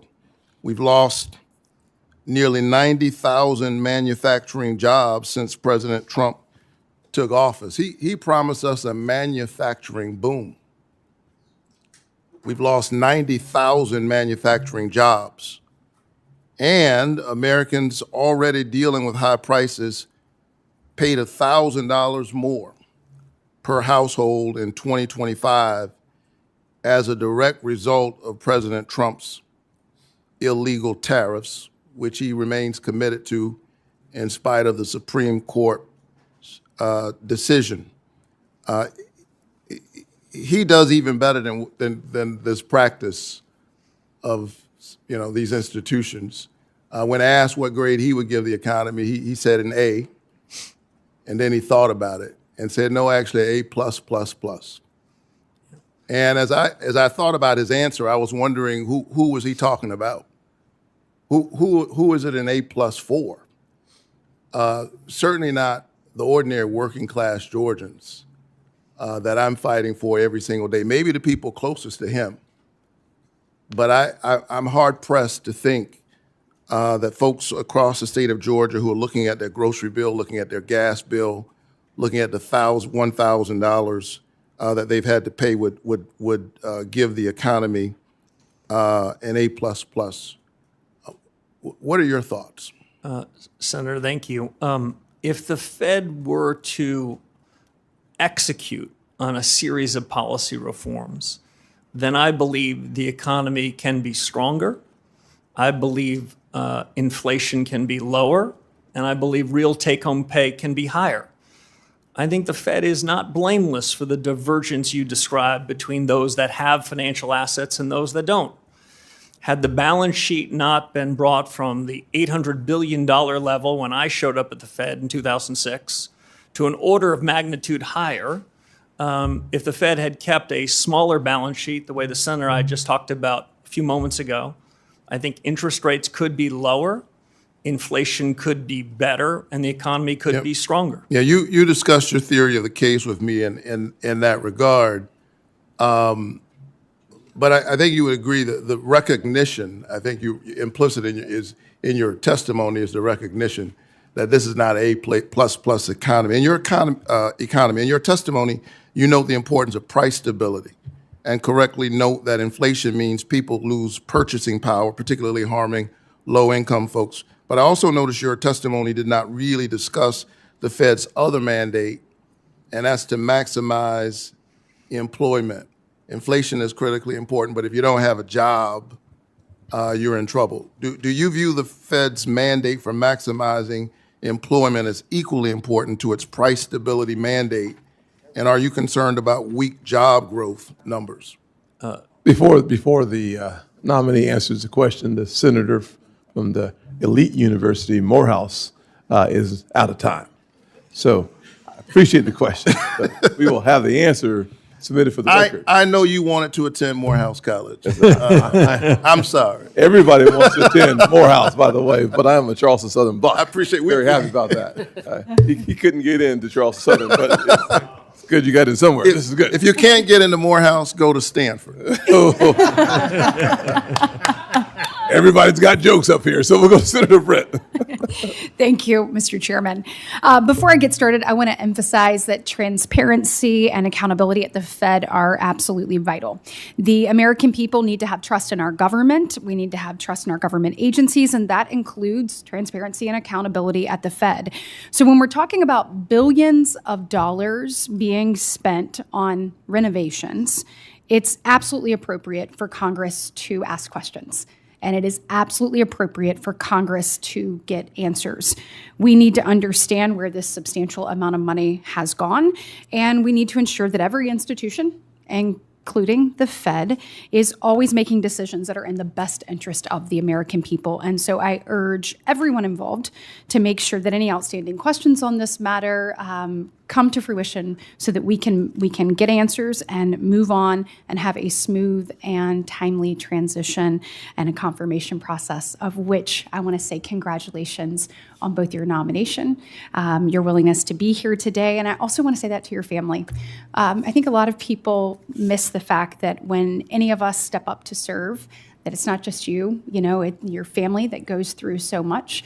And so we just want to say, that sacrifice is often overlooked, and we certainly appreciate your family being with you today and all of you and what you're willing to do here. I had a chance to get to know you over the years, and as many of my Republican colleagues have and other colleagues, and I think we would all say you are absolutely the right man for the job at the right time in our country's history, and I am excited about your leadership at the Fed. We have had an opportunity to talk about a number of issues, but I know that your integrity and that your commitment to the American people are going to help restore confidence at the Fed, and it will also ultimately serve our country incredibly well. So it's not going to be any easy task to return that confidence. We have spoken about needed reforms at the Fed on the monetary policy side and also the operational and internal standpoint as well. And of course, your calls for reform aren't baseless. You served at the Fed during one of the most challenging times. You just referenced it in your previous answer to a question from my colleague across the aisle. I believe you said there was a balance sheet, $800 billion, when you showed up in 2006. So talk to me a little bit, speak to me about that, about what you have seen during your time and tenure at the Fed already, and then what other life experiences you have that you will bring as you tackle this role. Yeah, so Senator, great to see you again. So the chairman knows I worked with the senator when she was a staffer on this very committee, and I was a young staffer myself. So it's an honor to be here. And Senator, as you know, this is a serious responsibility. I'm honored the president nominated me for it. This is a time of consequence, not just for the country, but for the central bank. I think the central bank can go back to first principles and improve itself. I see most of the actions of the Fed come from good intentions, but when you gave the Fed a remit, it wasn't a general roving remit to do what it thought was right. It was a particular remit to focus on particular issues and to not wander. And that's the trade-off on independence. Independence about the conduct of monetary policy, where we can hear criticisms from others in the economics profession, elected officials, and we should be open-minded to them. Listen, I think there's been a considerable amount of groupthink in the economics profession, and so being open-minded to it is important. But outside of monetary policy, it's important that the central bank work with the government on areas of overlap. And so I think that's likely to happen going forward. If you ask Senator Britt about my biggest lessons are about how a central bank should be acting in crisis times versus in normal times. In the crisis of 2008 and the pandemic of the crisis of 2020, that's when the Fed needs to take extraordinary measures. Going back to the founding of the Fed in 1913, it was created to respond to shocks. And so there, I think central bankers often should get the benefit of the doubt. When the world is racing away from it, the real economy is suffering fast, the central bank should show up with liquidity support. But the job of the central bank is to try to mitigate those risks in advance, to buy insurance so that we don't go from shock to shock, from boom to bust. And so my criticism is more about the conduct of monetary policy and regulatory policy in normal times. And that's the area that are in need of reform. We have a window where the economy is improving, but I would say more improvement is still possible. And it's during this policy that we need to look introspectively, look fundamentally at reform. So when there is another risk, there is another shock, the central bank is prepared to address it with less harm to the real economy. Thank you so much. I am out of time. I look forward to your service to our nation, and I know that we will be in great hands. Thank you. Thank you, Senator Britt. Senator Kim. Thank you, Chairman. Mr. Warsh, good to see you. I guess I just wanted to start off by talking about just the state of American families right now. Nearly 60% of people surveyed say that they're worried about affording the very basics: rent, gas, groceries, the bills. 60% of Americans say that they cannot handle a $1,000 emergency. 40% of Americans saying that they can't handle a $400 emergency. I wanted to ask, do you agree that the American families are struggling right now with affordability? Senator, as we discussed in your office, central bankers should not be second guessing what people feel and see in their own lives. People's lived experiences matter to them.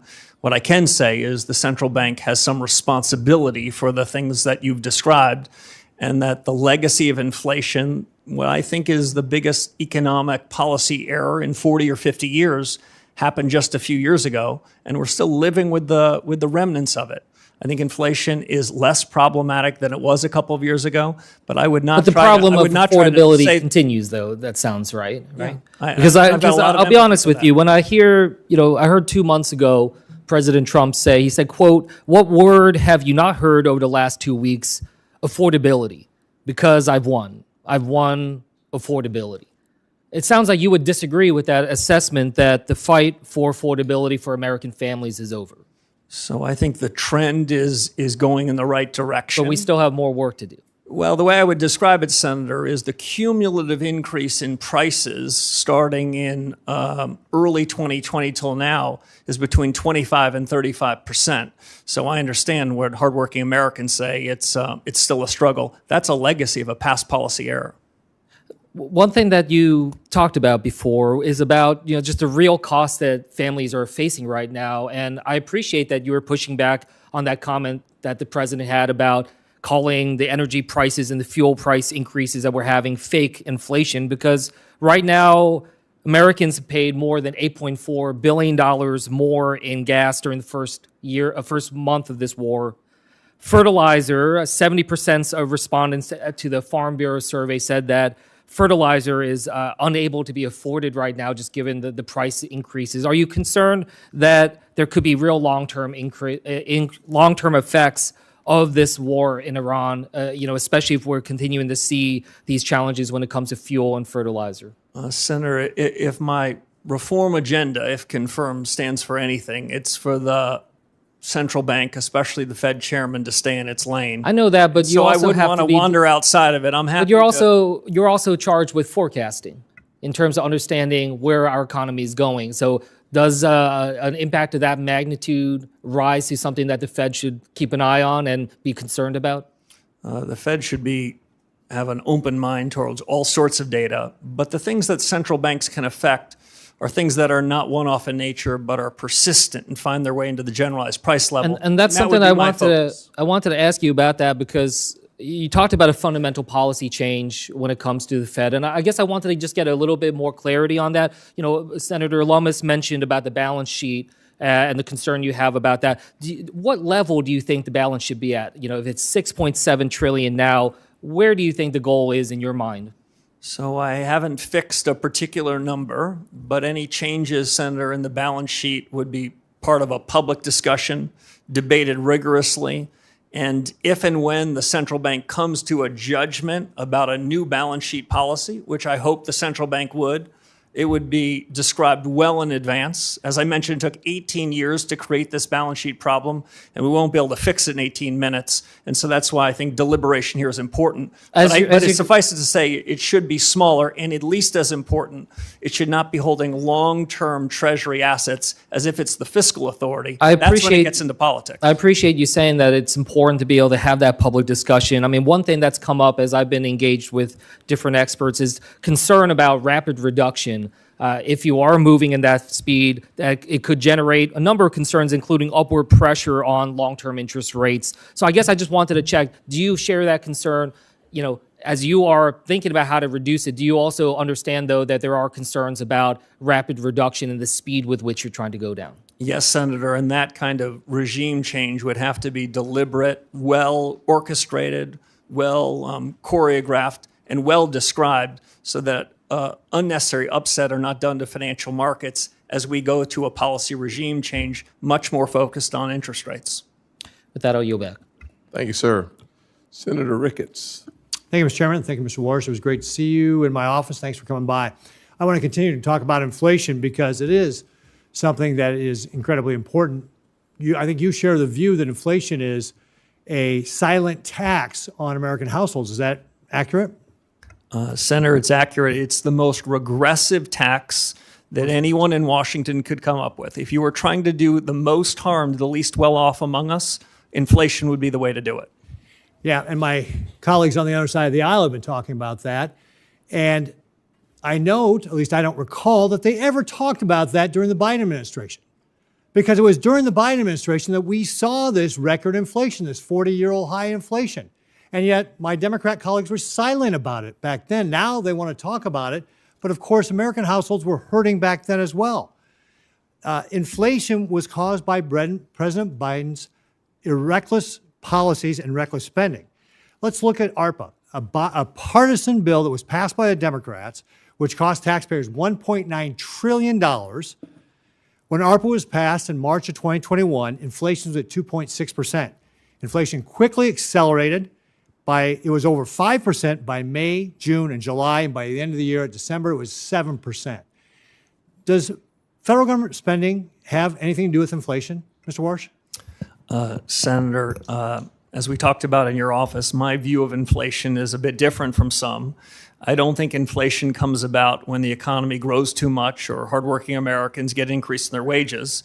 I think inflation comes about when the government prints too much, by which I mean the central bank, and broadly speaking, the government spends too much. And so we're spending too much money, and now we've been cleaning up their mess ever since. I will also note the Republicans have been taking efforts to reduce the deficit. I think year to date it's down about 10.6% from where it was last year. And this is why it's so important we get our spending under control. I think you also talked about the balance sheet. And one of the things about the balance sheet is that I think if I hear you're saying it's too big, and it benefits people who have financial assets. But if you don't have financial assets, you haven't seen the benefit of a large balance sheet at the Fed. Is that accurate? Senator, it's broadly accurate. When the large balance sheet was created in the 2008 financial crisis, the agreement between my colleagues and I was that we would only use this in an emergency scenario, because the transmission mechanism for a large balance sheet goes two ways, through signaling effects and through asset prices. Now, at the time of the financial crisis, financial asset prices were down 60 or 70%, and so it was understandable. Interest rates were at zero. But in the ordinary course, the central bank, an independent body, should not be adopting a set of policies that have that kind of distributional consequence. That's why interest rates are a better way to be setting monetary policy. So if I don't want to put words in your mouth, but just what I hear you saying is let's reduce the size of the balance sheet because that benefits maybe half the American population. And then let's focus on interest rates and inflation so we can benefit all Americans. So that if we take interest rates down, that benefits all Americans. You said it gets into the nooks and crannies. That if we get inflation under control, that is how we benefit all Americans. And the size of the balance sheet has only benefited some Americans. So what you're really about is trying to change a policy at the Fed that has really benefited under the last administration people who have lots of money. Actually, not just the last administration, the previous administrations. But you also want to make sure we get off of the inflation. I mean, during the Biden administration, we saw 4 years in a row of declining real wages for American households. And what you want to do is get that inflation under control so that all American households benefit. Is that fair? That is fair. I'm going to paraphrase former Chairman Paul Volcker, where he said something along the following lines. You would need to have a PhD from an elite institution to believe that inflation doesn't have something to do with money. Okay, great. Real briefly, I've only got a few seconds left here, but I'm going to switch topics on you real briefly. Chairman Powell and Secretary Bissett met with leaders of our largest banks recently to talk about advanced AI models like Mythos from Anthropic to identify banking vulnerabilities. It's apparently very good at finding those vulnerabilities. When confirmed, what will you do to modernize the Federal Reserve's internal risk assessments, tabletop or scenario planning exercises to ensure that we can anticipate and defend against the type of emerging risks that potentially models like Mythos could present if used in the wrong hands? I have about 20 seconds to answer that. 20 seconds. Senator, a lot is the short answer. The 15-second answer beyond that is the pace of change in these technologies is accelerating. AI, which I think of really as American ingenuity, gives America a huge head start relative to our competitors around the world, but it's not without real risks and real challenges, and a forward-looking, reform-oriented central bank needs to be on the front end of it. Great. Thank you very much. I look forward to your leadership. Senator Gallego. Thank you, Mr. Chair. How are you? In a 2019 interview with Bloomberg, you said monetary policy is important not for the decision it makes, but for reasons it gives for the explanations. Mr. Warsh, the Federal Open Market Committees, or that the Fed sets U.S. monetary policy through interest rate decisions at those meetings, do you commit to maintaining the current practice of holding a meeting at least once every 8 weeks, yes or no? Senator, by statute, as we talked about in your office, I believe the statute requires a minimum of 4 meetings, but 4 is not enough. So having more meetings than that is appropriate. But I've not even begun to look at the meeting schedules for 2027 and beyond, of course, subject to confirmation. Okay. So then do you commit to holding a press conference at least on the day of the FOMC meetings? Senator, right now press conferences are held periodically. If you ask me my true personal opinion, right now Fed chairs and other central bankers around the FOMC, they speak quite frequently. There is no lack of transparency. But I would say this, I think truth-seeking is more important than repetition. And if one has a press conference, one wants to deliver some important news. Perfect. So and I to follow up on that, then, would you commit to taking questions at those press conferences? If a press conference were held, I think it would be incumbent to hear what the reporters of the day had in mind. Thank you. I'm glad, our personal meeting regarding this was very enlightening. Earlier today, you said to Senator Kennedy that President Trump never demanded you to cut interest rates in your job interview. Is that your sworn testimony? That is, Senator. Okay. Well, someone here is lying then, because it's either you or President Trump. Because in an interview with the Wall Street Journal of December 12th, President Trump confirmed that he pressed you on your commitment to support interest rates cuts. And I quote, during a 45-minute meeting with Warsh on Wednesday at the White House, the president pressed Warsh on whether he could trust him to support interest rate cuts if he were chosen to lead the central bank. According to people familiar with the meeting, Trump in the general interview confirmed that, repeating, Mr. Chairman, I'd like to enter for the record the Wall Street Journal article, December 12th. Trump says he's leaning towards Warsh or has it to lead the Fed. So, this brings up an issue of credibility at this point. Who's lying here? Is it you or the president? Because the president confirmed that he did ask you to cut interest rates. Senator, there's, of course, a third alternative. You cite a couple of reporters for a leading financial newspaper. I recall reading that story at the time. Did you issue a correction? I think those reporters either need better sources or better journalist standards. Did you ask for a correction? There are things in the newspaper, Senator, I see all the time that don't strike my ear as correct. So it is, in your opinion, that the president then is lying when he said he did not ask you? I can only repeat to you, Senator, what I said to several of your colleagues. So you did not. You right now, under sworn testimony, are saying us to right now that the president of the United States in that job interview did not ask you to cut interest rates. The president never asked me to commit to interest rate cuts at any particular meeting over the period of my tenure at the Fed. He didn't ask for it. He didn't demand it. He didn't require it, and nor would I have ever done so. So if these reporters come back and say to do another follow-up on this and they confirm what they heard, what will your response be? Well, my response would be what I suggested to you a few moments ago. As I read that story in real time, I remember thinking they either need better journalistic standards or better sources. So, here's my problem, Mr. Chair and colleagues. And Mr. Warsh, I think you're incredibly qualified. But a lot of us are actually worried about the integrity of the Federal Reserve. We're worried about what this means for the economic markets, and we're worried about what this means for inflation. We're worried about your independence, and now we're hearing direct contradictions whether or not you were directly asked by the president to cut interest rates, and you're saying no, and he's saying yes. And I think for a lot of us, there's a question now of credibility. And I think there's a real reason why many of us are not voting no. As a matter of fact, until you verbally spoke to Mr. Kennedy and answered his question that he did not ask, the president did not ask you to cut interest rates, this was not even going to be brought up. So there's definitely right now a true question about who is lying here. It's either you or it's the president. I yield back. Senator, if I might respond? Certainly.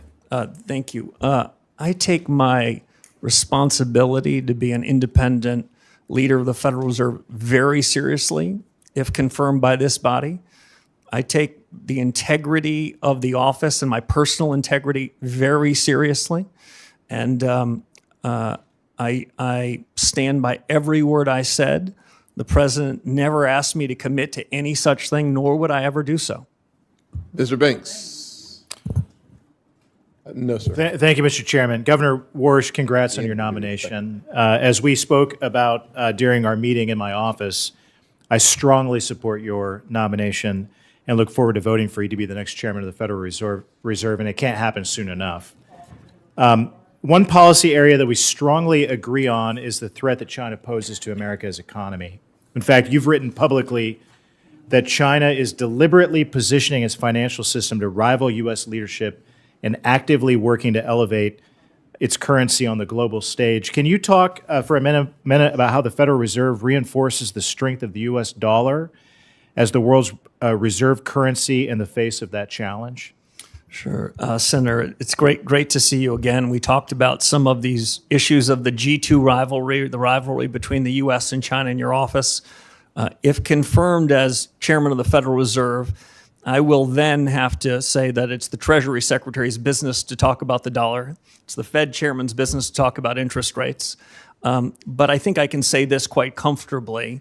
The dollar is the linchpin of the global economy. The United States and the Federal Reserve is a beneficiary of the strength of the dollar.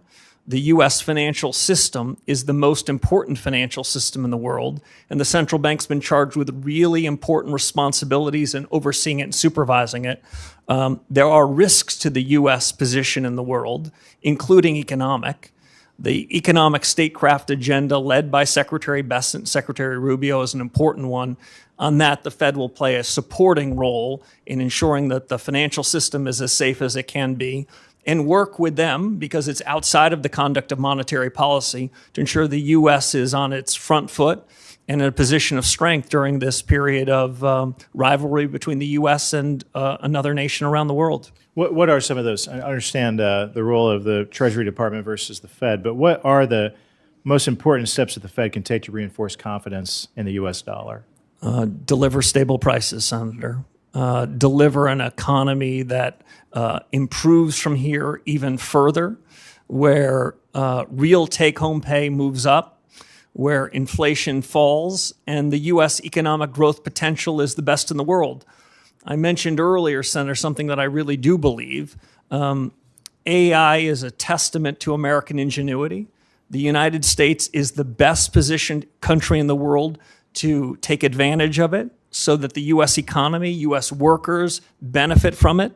That the U.S. is in a better position than anyone else, but it's filled with challenges, geopolitical challenges, technology challenges.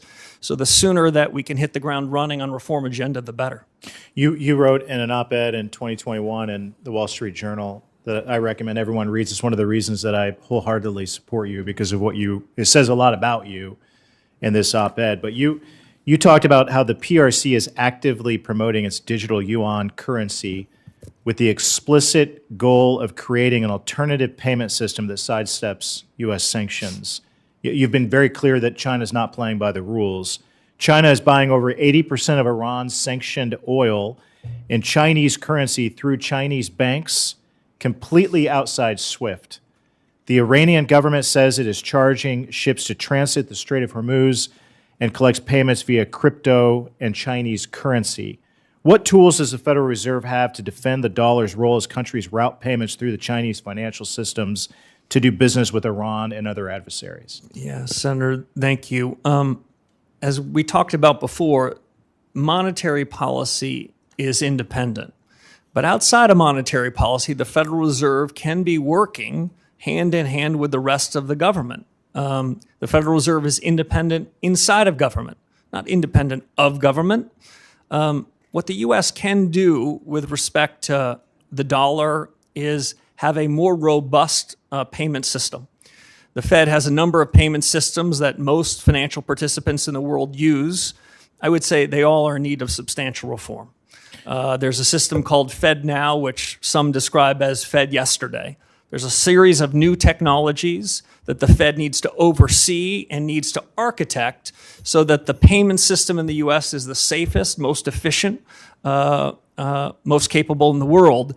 Otherwise, we'll be losing to adversaries around the world in being the linchpin of the global economy. Thank you. Your leadership is so important, and it's important right now. We need you on the job right now, not later, right now. So I look forward to voting for you quickly and seeing you confirmed and getting you on the job. With that, I yield back. Thank you, sir. Senator Blunt Rochester. Thank you, Mr. Chairman Yes, and ma'am. Ranking Member Warren. Also, thank you, Mr. Warsh, for taking the time also to meet with me earlier this week. I share many of the concerns of different committee members about us kind of putting the cart before the horse. And in one regard, it is the whole issue of independence of the Fed. And I know you have made commitments both in your testimony and here today with us in the process of watching the president try to fire Chairman Powell as well as Governor Lisa Cook. It really raises a lot of red flags for us. Even Justice Kavanaugh said that no president has fired a sitting governor in the 112-year history of the Fed, which was structured to be independent of day-to-day politics, and that it would weaken, if not shatter, the independence of the Federal Reserve. There are a lot of questions here today as well about both ethics and whether or not all the paperwork is in, and even Senator Warren's question about, selling of the assets and whether they will be transparent is something that's important, again, to ensure confidence. And so I shared some of those concerns with you in person when we met, and I share them here for the record. I did have a question. I want to focus on AI, but I did have a question beforehand that I wanted to clarify. You mentioned your desire for reform as well as regime change at the Fed. Could you just clarify, you didn't mean removing the regional bank presidents whose 5-year terms were just restated and re-upped in December? Senator, I meant policy regime change. Got it. So for the record, we're not looking at regime change for those 12 board presidents. I want to jump to AI because it's probably one of the #1 issues that I hear about in my state. I'm former Secretary of Labor in Delaware. This is something that I asked Chair Powell when he was here as well about. A lot has happened in a year. And one of the things you have characterized this as the most productivity enhancing wave of our lifetimes, past, present, and future. You have described it as structurally disinflationary, and that central bankers must make a bet. I'm in the camp with Senator Kennedy. I'm concerned about us making a bet on something that we know. You've said it, Chairman Powell said it. We don't have the data to even understand yet. And so my first question is, what happens for policy if that surge doesn't materialize as expected? Yeah. So, Senator, I enjoyed our discussion. I think the essential elements of a new policy for the Federal Reserve is to get access to better data and to dig deeper into the productivity possibilities that can come out of this new investment wave. Today we call it artificial intelligence. 2 years from now we're going to call it business CapEx, and 3 years from now we're going to call it just ordinary business. I think it has two important effects on the conduct of policy. I don't claim to have perfect knowledge of how any of these are going to go, but I do have an intuition the pace of change is accelerating. I'm sorry, Senator, go ahead. I was just going to ask, how much of your view on interest rates depends on those productivity gains showing up quickly? Yeah, so I think it has two elements. One is the increase in capital expenditures to build data centers and the rest. That will have an effect on demand. That will increase demand. My guess is a few tenths of 1%. But on the supply side of the economy, to increase the potential output of the economy, that could be considerably bigger. We don't know that. We can't bank on that. But considerable work needs to be done by the Federal Reserve in evaluating this productivity wave.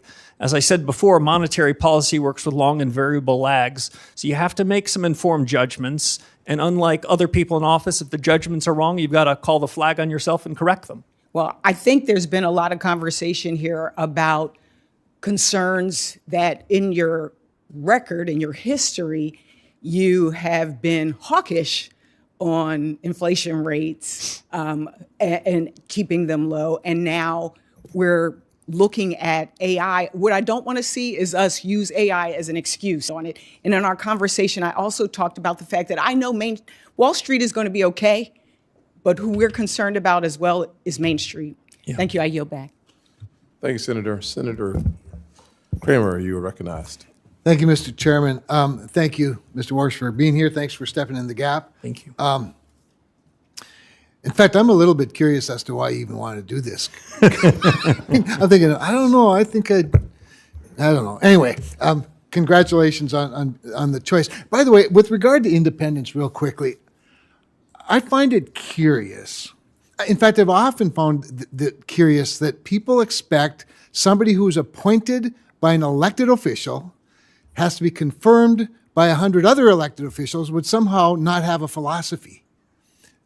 That's what I hear sometimes. Like, why don't we, speaking of AI, we should just have an AI Fed chairman. That way it'd be completely neutral, right? Other than the people that put all the information in the algorithms. Anyway, that said, I think we should not forget that it would be common for a president who believes that interest rates should be lower to want to nominate somebody who has expressed that maybe interest rates could be a little lower, as opposed to the quid pro quo that's being accused of today. So I'm just grateful you're willing to do it. By the way, the other thing about independence that strikes me with regard to the Fed, do you have any idea how often an interest rate decision by the Fed is a 12-0 or a 10-0 vote?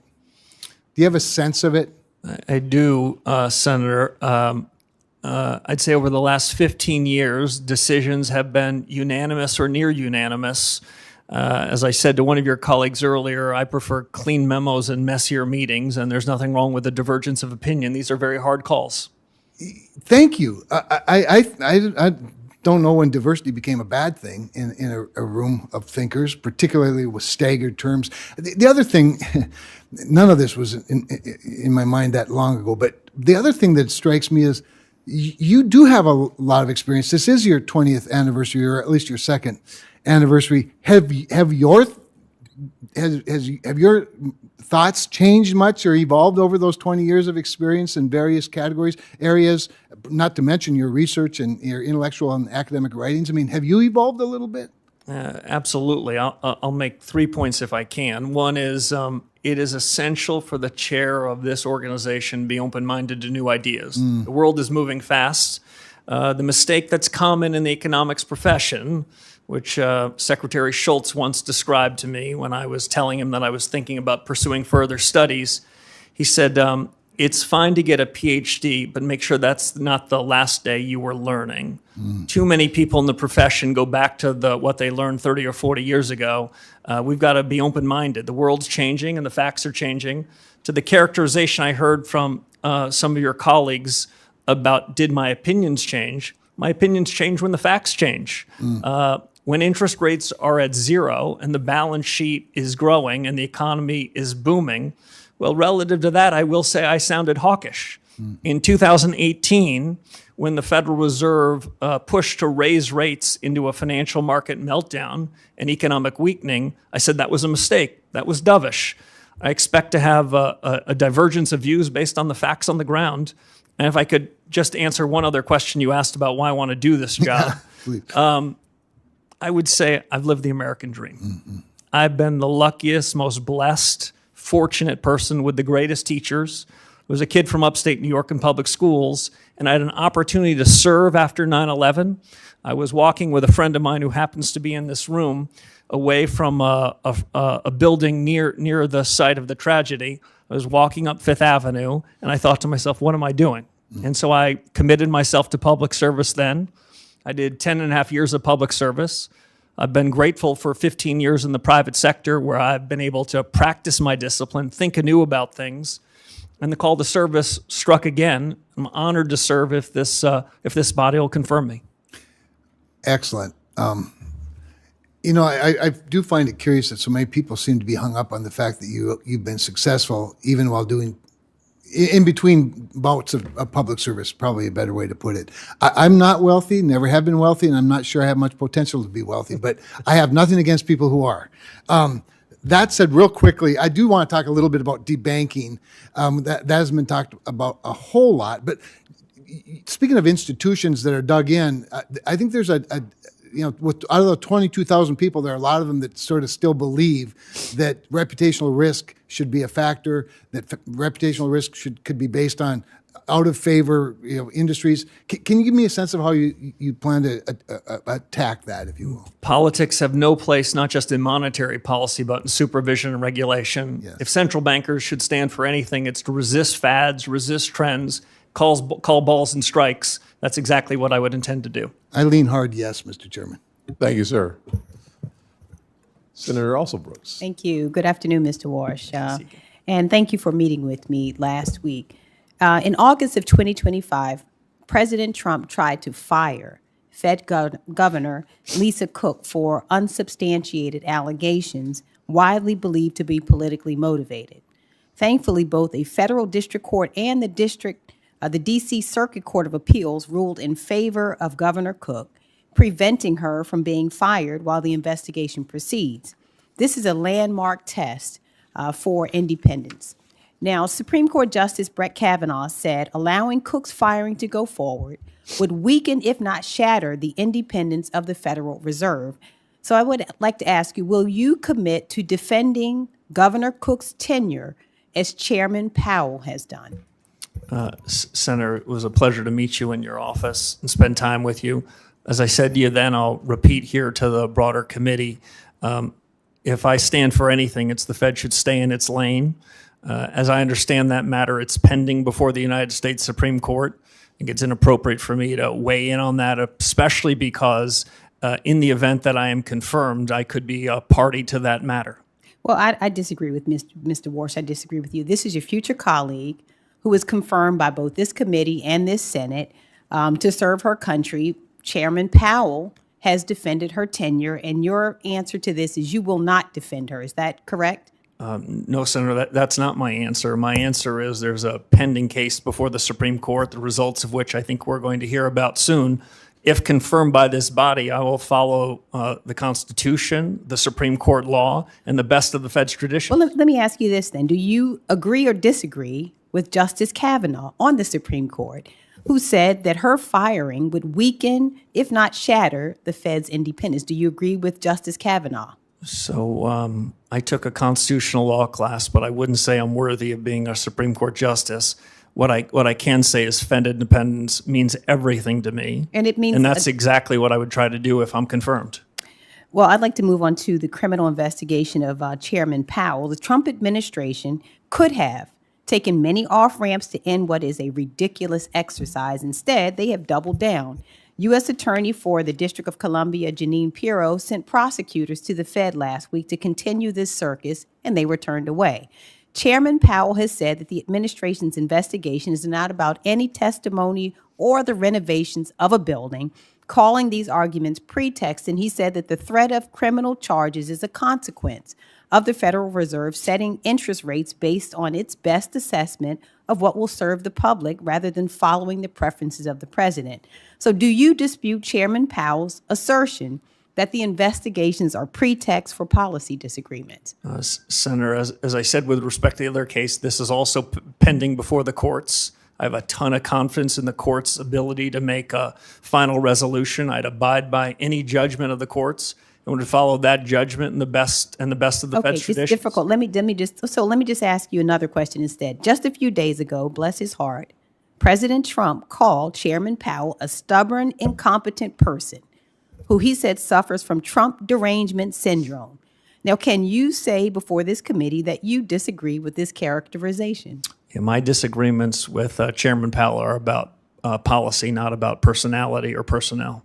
Okay, let me ask you another question about the president. Now, my colleague a moment ago said to you that the president, you said the president has never asked you about lowering interest rates, and you said he never specifically, is the word you use, demanded that you decrease interest rates. Well, did the president generally suggest this to you as well? You know, in my recitation to your colleagues, I wasn't trying to be clever.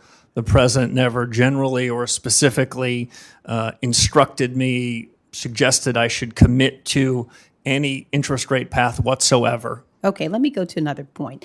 So if the Senate does not confirm you by May 15th, the president may inject more financial chaos into our economy by illegally attempting to remove Chairman Powell and installing someone else until your confirmation. Now, the law is quite clear here. If there is a vacancy, the current chairman continues to serve as chair pro tem until the Senate confirms a replacement. But the Trump administration is gearing up to fight this assertion. And I expect every financial leader and reporter is watching your words right now, which can move markets. So I'd like to give you an opportunity to reassure them. Do you agree that the law requires the current Fed chair to continue serving as interim chair while this replacement is confirmed? So I haven't been advised on that. I will say this. I was a summer associate for 8 weeks at a law firm, and that was the extent of my legal career. I'm certainly not capable of defining whether the Vacancy Act applies to the Federal Reserve or not. All right. Thank you. Yes, ma'am. Senator Bernie Moreno. Mr. Chairman, thank you for the honor of going last. I know that's normally reserved for people with much more status than I have, so I appreciate that very much. Mr. Chairman, I'm going to read something here for a second. Mr. Chairman, it's clear that Mr. Warsh is tremendously accomplished. He is committed to strong capital standards, effective supervision, and meaningful market discipline. He knows unequivocally that the Fed must be independent, non-ideological, and nonpartisan. And for this reason, I am proud to support his nomination. I wish I had said those words, but those are the words of Senator Chuck Schumer when he voted to confirm you, in fact, introduced you. So I would like to enter that into the record. As they say, there's nothing wrong with that, but it looks like Democrats used to love you at one point. What changed? The Senator, I don't know. Okay. You didn't catch the Seinfeld reference, so it's just proof that you did not watch the show. All right. Let me ask you some quick rapid-fire questions. I know people have enjoyed being here this long, but maybe not others. A lot has been said, and I think it's important, on the plight of working Americans when it comes to being able to afford the basic elements of what it means to be somebody here who's successful in the working class. Are working class Americans better off or worse off than they were 3 years ago? The aggregate statistics show improvement, but I do want to suggest with better Fed policy, I think the improvement can be stronger. No, clearly. And we're not done, and we have a long way to go. But if you're somebody who's an average working American today, in 2026, you're better off than you were 3 years ago, because 3 years ago, you were getting demolished by generationally high inflation. Is that true? The trajectory on inflation is improving, but there's more work to do. And one of the key parts of why I'm supporting you is because a total and complete focus and understanding that the interest rate tool is the tool that allows you to help working Americans much more than the balance sheet tool. Would you agree? Yes, Senator, I do. All right, perfect. Let's move on to central bank digital currencies. Do you agree that the Federal Reserve has no legal right to issue a central bank digital currency? Senator, I agree that they don't have the right, and I think it would be a bad policy choice. So let me just put an exclamation mark on that. Under your chairmanship of the Federal Reserve, you will not have the Federal Reserve explore or any way move towards a central bank digital currency. If it's within the power of the chairman of the Federal Reserve, I agree with that statement. Perfect. Let's shift over to AI. A lot has been said about that. And I worry that some of my colleagues don't feel that this is quote unquote real or happening as quick as it is. It is happening insanely fast. In fact, would you agree that it could lead to an employment shock, especially for entry-level white-collar jobs? Senator, I agree with you on the pace of the technology revolution. I've had to update my own priors versus 6 or 12 months ago as I've seen the rate of improvement of the models. Senator, the way I describe it is this: I am more confident that there will be improved output than I am certain about when the effects of that would be on the labor market. I basically believe in the following good economic tenet, which is described as the lump of labor fallacy. And we tend to think in economics, there's only a fixed number of jobs, and we've got to fill them every day possible. The labor force, the structure of the labor market changes. The jobs that will be created 2 or 3 years from now, some of which are unimaginable to us today. But the lag between the improvement in output and the effect on the labor markets, that's got to be central to the Fed's thinking, given the pace of innovation in this cycle. And this concept of price stability plus maximum employment, that maximum employment piece is problematic when policymakers open our borders and let tens of millions of people come into this country illegally. Is that not correct? No, I'm gonna let you guys handle immigration policy. I'm gonna have plenty on my plate if confirmed. But adding 10 to 20, 30 million people into the country when you're trying to make certain that everybody here has a job is problematic, correct? Yeah, the central bank takes the labor market is as it is, and that's a function of policies you and the administration put in place. It's not our place to be opining on that. Okay. And let me just add one last thing and more to your wife. How did you get so lucky to have a guy that's so romantic that on Valentine's Day of 2006, he brings you to a Senate hearing? I mean, you set a high bar for all of us. Look, I'm going to ruin the suspense for everybody. You're going to be confirmed. You're going to be the Federal Reserve Chairman. And most importantly, you're going to do an incredible job. And I'm honored to be able to have been part of that process, and will vote for you resoundingly. Thank you, Senator. Well, that concludes the question and answer portion of today's hearing. I'd like to thank our nominee for testifying before the committee today, and thank you for your willingness to serve our country. For senators, all follow-on questions for the record must be submitted by tomorrow, April 22nd at noon. And for you, the witness, please respond by Thursday, April 23rd. You've given me, not just since the president's nomination, but long before. It's an honor to be with you, with Ranking Member Warren, and with the entire committee.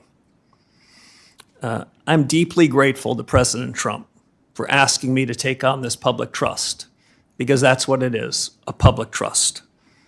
The president believes that real economic growth in the U.S. and real take-home pay will accelerate. I share the president's confidence in our country and its people. America's economic growth potential is rising as we sit here today.